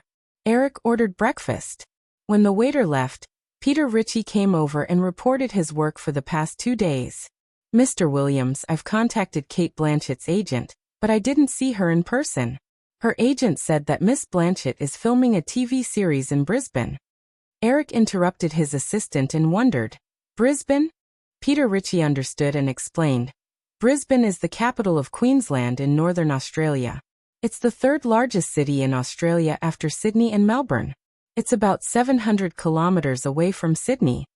Eric nodded and motioned for Peter Ritchie to continue. Peter Ritchie said, Miss Blanchett's agent is very enthusiastic about our invitation. He said that he would get Miss Blanchett to come back as soon as possible to meet you in person. Eric asked again, Have you given the script to them? I've given it to Miss Blanchett's agent. Eric nodded and said, Keep in touch with them. I don't have much time. If I don't see her in a week, then forget it. Peter Ritchie said, I understand, Mr. Williams.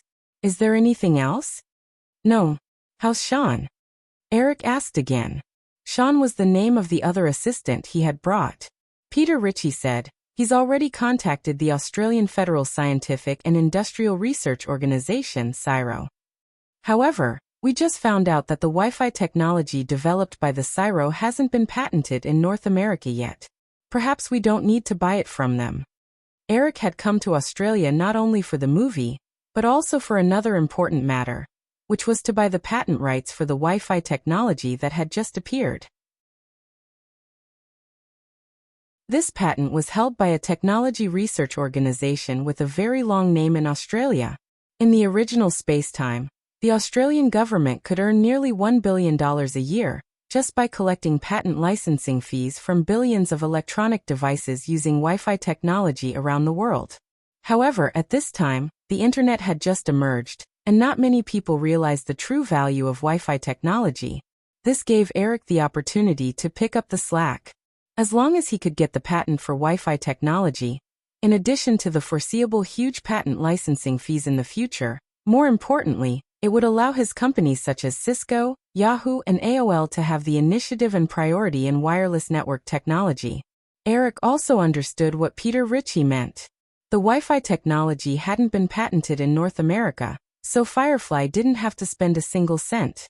As long as they had the relevant technical information, they could apply for a patent in North America in advance and claim the technology as their own. This method of stealing other people's technology was common in all walks of life. However, Eric shook his head without hesitation.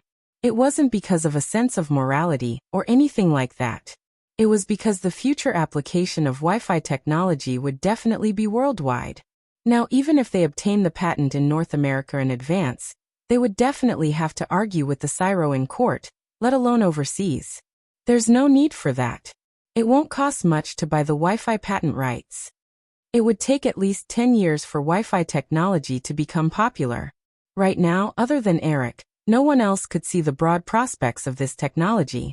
If they wanted to buy out the patent right now, they wouldn't even need to spend $10 million. The waiter quickly served Eric's breakfast.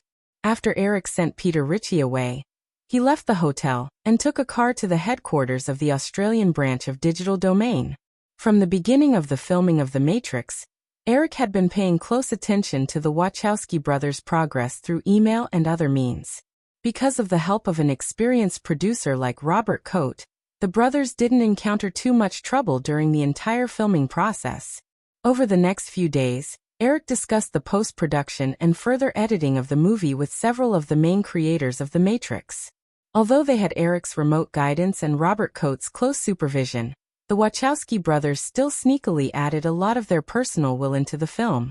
The reason why the movie in the original space-time was so successful was not only because of the bold and novel concept of reality and illusion, but also because of the deep philosophical thinking that the Wachowski brothers showed through the movie. Therefore, Eric didn't completely remove the personal goods that the Wachowski brothers added into the movie. He only made appropriate cuts based on his memory of the version that the Wachowski brothers added into the movie to find the right balance between the commercial elements and the philosophical thinking of the movie. The original version of The Matrix, after the first movie's stunning performance, was oversold by Time Warner for the next two movies, causing the Wachowski brothers to completely immerse themselves in their own mystifying filming concept. It even made the movie very obscure, which caused the movie's reputation to deteriorate. After the second movie's huge increase in box office sales, the movie also failed at the most important ending. While Eric was busy with the post-production of The Matrix in Sydney, hundreds of kilometers north of the Australian mainland, Cate Blanchett had just finished a day of filming in Brisbane. As she walked out of the set, her agent, Ron Rather, stopped the car in front of her and motioned for her to get in. Cate Blanchett held the purse in her hand and looked around subconsciously. She even got into the car with a guilty conscience. Neither of them spoke immediately. They drove 2 blocks away and stopped outside a cafe. They got out of the car and walked into the cafe. It wasn't until they ordered 2 cups of coffee and sat down by the window that Cate Blanchett suddenly couldn't help but laugh. "Ron, why do I feel like we're planning something bad?" Ron Lassie also couldn't help but laugh. He still felt that it was a little unreal. 3 days ago, a young man who claimed to be Eric Williams' assistant suddenly came to him and said that Eric Williams wanted to invite Cate to play the role of a 007 girl.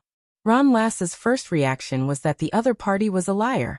After all, although he knew that the actress under his name had excellent acting skills, it was impossible for him to associate her with Eric Williams' new movie. "I still feel that it's unbelievable, but this is definitely a good opportunity that everyone dreams of, isn't it? By the way, Cate, you didn't tell anyone about this, right?" Cate Blanchett shook her head and smiled. "Of course not. I don't want to be treated as a daydreaming lunatic.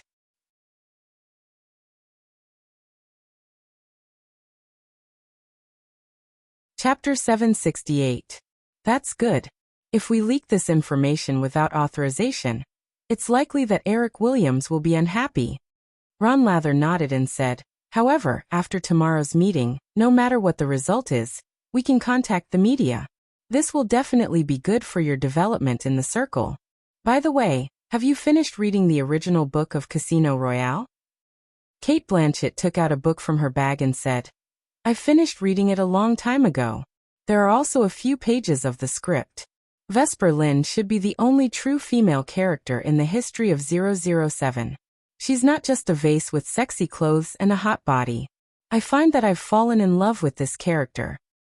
Of course, if Casino Royale continues to be produced according to the previous ideas, Eric Williams will not direct it himself. Based on the original book, I think Vesper Lynd may also be the only woman James Bond has ever loved. Ron Lather had obviously done a lot of work in advance. After saying these words, he looked at his watch and said, It's almost time. The agreed meeting time is at noon tomorrow. We'll fly back to Sydney at 8:00 in the evening. There's still some time. Come with me to the city center. You have to pick a suitable set of clothes. Cate, this is not the time to save money. The most important thing is to leave a good impression on Eric Williams. Wait, Ron. Cate Blanchett stopped her agent and said, I don't think clothes are the most important thing. You see, this invitation came so suddenly. There was no normal invitation process. We don't even know how Eric Williams found me. What's more, the meeting time is lunchtime, which means that the other party's schedule is very tight. We may only have 1 or 2 hours to get the other party's approval. In this case, what do you think Eric Williams wants to see the most? Ron Lather, who was about to get up, sat down again. He looked at the original book of Casino Royale, on the table and the thin pages of the script sent by the other party. He suddenly understood. You mean this is actually an audition? Of course. Cate Blanchett picked up the script in her hand and said, So what we should do most is not to buy clothes, but to think about the role together. I also hope that you can help me with the lines. It was already January 22nd, and Eric had been in Sydney for 10 days. Last night, the 53rd Golden Globe Awards ceremony was held at the Hollywood Hilton Hotel. As expected, Forrest Gump won 3 awards in the Best Film, Best Director and Best Actor categories. There weren't any major problems with the post-production of The Matrix. Within a week, Eric had almost finished discussing the final post-production and editing strategy with the main creative team. The negotiations for the buyout of the Wi-Fi patent had also begun. Eric handed the matter over to the R&D team in charge of the MP3 player. Eric's schedule was very tight. After the meeting at noon, he would set off again in the afternoon and fly to Cairns City in Queensland, Northern Australia. After last year's preparation, the red alert that Catherine Bigelow got from Terrence Malick last year had already started filming in the Daintree Rainforest National Park near Cairns City. Since he had come to Australia, he definitely had to go over to visit. After saying goodbye to the Wachowskis and others, Eric left the 4-story office building where the Digital Domain branch was located with his assistant. Other than the bustling areas on both sides of the Parramatta River, most of the areas in Sydney were actually similar to ordinary towns. There were very few high-rise buildings. Of course, this was mainly because the population of Australia was too small. The entire population of Australia was only 16 million. Even the largest city in Australia, the urban area of Sydney, had a radius of more than 1,000 square kilometers, and the population was only about 3 million. This number was even less than the 24 million population of the metropolis where Eric lived in his previous life. Although it was close to the University of Sydney, according to common sense, there were always more people around the school. However, after Eric walked out of the Digital Domain office building, he stood on the street and looked around. At the end of the street was the iron fence of the University of Sydney across the road. However, there were only a few pedestrians on the entire street. Although Eric was a person who likes silence, he was still a little unaccustomed to this kind of empty scene. The bodyguard drove the car over, and Eric got in with his assistant. They went straight to a nearby restaurant where he and Cate Blanchett had agreed to meet. Although the script had not been finalized, the 007 crew had already begun to look for the lead actor. Pierce Brosnan would continue to play the role of James Bond. There was no objection to this. Among the remaining roles, the most important one was undoubtedly the new Bond girl, Vesper Lynd.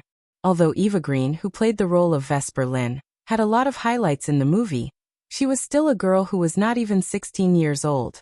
Naturally, she was excluded. In the process of looking for a replacement, the first person Eric thought of was Nicole. Whether it was appearance or acting skills, Nicole was definitely able to support the image of Vesper Lynd, who was proud on the outside but sensitive on the inside. However, because of her exploding popularity in the past few years, Nicole had already confirmed 3 film contracts last year, and her schedule had been scheduled until the end of next year. Moreover, even if Nicole managed to squeeze out her schedule, according to the preliminary budget, the crew wouldn't be able to afford her. After all, Nicole's current salary for commercial films was basically 10 million yuan, while Pierce Brosnan's salary for the second film had only risen to 7 million yuan. Except for Nicole, most of the people recommended by the production crew did not satisfy Eric. When confirming the Australian itinerary, Eric happened to think of Nicole's hometown friend, Cate Blanchett. Eric did not think Cate Blanchett was very beautiful, but in the original Spacetime, her acting was absolutely impeccable, and she had a wide range of acting roles. She could be qualified for almost any film. This could be seen from Cate Blanchett's series of nicknames such as Queen, Young Master, and Stepmother. Behind each nickname, there was a screen image that left a deep impression on the audience. For a person who liked movies, watching Cate Blanchett's performance could almost be said to be a pleasure. The meeting place was in a very casual restaurant. Eric arrived 15 minutes early, and his assistant went to pick him up. He sat alone in the reserved seat, ordered a cup of coffee, and asked the waiter if there was today's newspaper. Although he had already received the general results of the Golden Globe Awards, Eric still wanted to read the detailed report. The young waiter stared at Eric for a few seconds, as if he was not sure of his identity. The news that Eric came to Sydney did not appear in the newspaper with great fanfare, so ordinary people had no way of knowing. After hearing Eric's question, the waiter realized that he was a little rude. He collected his thoughts and pointed to a simple bookshelf by the wall. "Sir, it's over there. What newspaper do you need? I'll get it for you." "No, I'll do it myself." Eric shook his head, got up, and walked over. He picked a weekly related to movies. When he was about to return to his seat, his eyes inadvertently glanced at the magazine column. He was immediately attracted by the cover of a magazine called Dolly. It should be a girl's magazine. On the cover was a baby-faced girl wearing a pink skirt. Eric took the magazine and sat down at the dining table. He flipped it open and found that the magazine was holding a young girl model selection contest. A 13-year-old girl named Miranda Kerr was the winner of the most recent selection. "I really couldn't tell that she's already such a troublemaker at the age of 13. Eric smiled as he flipped through more of the girl's photos with great interest. In his heart, he thought of the absurd news of 2 business elites fighting on the street over Miranda Kerr in his previous life. Casually flipping through the magazine, Eric's heart unconsciously had some kind of bad taste. In the original Spacetime, the supermodels in the fashion industry after the new era should be girls who just debuted. Maybe I can take this opportunity to bury a very deep Easter egg in 007. In the original version of 007, Casino Royale, there happened to be another supermodel, Alexandria Ambrosio, who was dressed as a tennis girl. In this case, why not gather a group of later seductresses together and make a cameo appearance at the same time? 3 or 4 years later, when these supermodels shine in the fashion industry, people will suddenly find that they have all made cameo appearances in 007, Casino Royale. How interesting would that be? Thinking back, in addition to Miranda Kerr and Alexandria Ambrosio, among the recent supermodels who will debut, Gisele Bündchen must be one. Well, there is also Adriana Lima. The others? Eric shook his head and decided not to waste any more time. At night, He would send a few emails to the major agencies to directly ask for information, and then choose from them. According to industry regulations, most of the outstanding supermodels had already been signed by modeling agencies when they were 13 or 14 years old. Just as he was thinking about this, Eric heard the sound of high heels and looked up. Dressed in a white shirt and black trousers, with a large female satchel slung over her shoulder, Cate Blanchett's attire looked a little masculine as she walked towards him alone. Although she didn't wear her hair in a bun, the blonde hair that seemed to have been deliberately cut short gave her a shrewd and capable workplace vibe. Eric nodded slightly in satisfaction. It was obvious that the other party had done a lot of preparation. Judging from Cate Blanchett's temperament, Eric could even feel the aura of Vesper Lind on her. Eric was about to get up and shake her hand, but inadvertently caught the faint examination and provocation in Cate Blanchett's eyes. He smiled and continued to stay in his seat. From the other party's eyes and body language, Cate Blanchett was clearly in character. Sure enough, Cate Blanchett sat down opposite Eric, gently threw her satchel on the chair next to her, and said, "I am that money." As a director, Eric obviously didn't have to memorize the lines, but this wasn't a problem for him at all. After all, Eric had the complete image of the original version in his memory.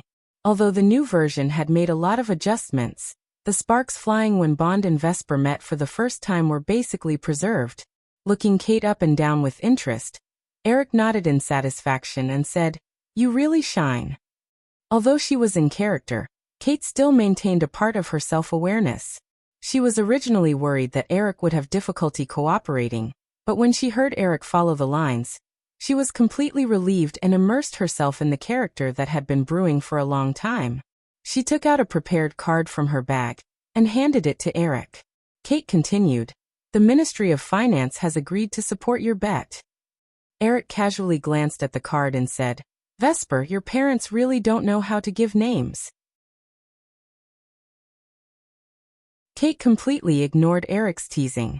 She picked up the menu on the table and casually flipped through it. She said with a mocking tone, "Your boss must have a strong relationship. I've never seen the Ministry of Finance approve such a huge sum of money so quickly." Eric picked up the coffee in front of him and took a sip. He didn't mind at all and said, "And the huge sum of money appeared in such an elegant manner." Cate glanced at Eric with some contempt and didn't answer. Eric waved his hand and asked the waiter to leave. He continued, "Can we ask where the money is now?" 10 million USD has been transferred to your account in Montenegro.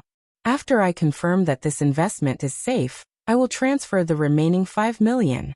Cate looked up from casually flipping through the menu and said, "So you have to know, Mr. Bond, if you lose, the government is equivalent to funding terrorists. So, can you guarantee that you will win?"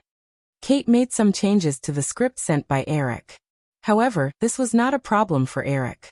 He replied easily, "Unless you can conclude that others will definitely lose." Eric also made some changes to the lines. Cate also didn't have the slightest hesitation and said, "So, everything depends on probability. God knows I'm most worried about probability." Eric shrugged and said, "Actually, you have to know that playing cards is playing with the opponent, not with yourself." Cate didn't believe him and glanced at Eric. "So you are very good at observing people?" "That's right." Eric looked at Cate, who was emitting an aura, and said, "And I can see that your words are full of sarcasm." Cate leaned back in his chair and crossed his arms. Although there was a smile on his face, the tit-for-tat mockery was even more obvious. "It seems that I really gave the money to the right person." Eric originally intended to stop there. He was already very satisfied with Cate's performance in just over a minute. However, perhaps he was unconsciously dragged into the plot by Cate's aura, so he subconsciously continued, "What, you don't agree with my plan?" "Oh, so this is a plan. Why do I only feel that we are gambling with a sum of money and hundreds of lives?" Cate's tone was sharp and fast, with a hint of anger. He leaned forward again and continued to ask, "Then tell me, Mr. Bond, what else can you observe?" You're tuning in to the Earbook Haven YouTube channel. Don't forget to subscribe and join us on this journey to catch the most captivating stories.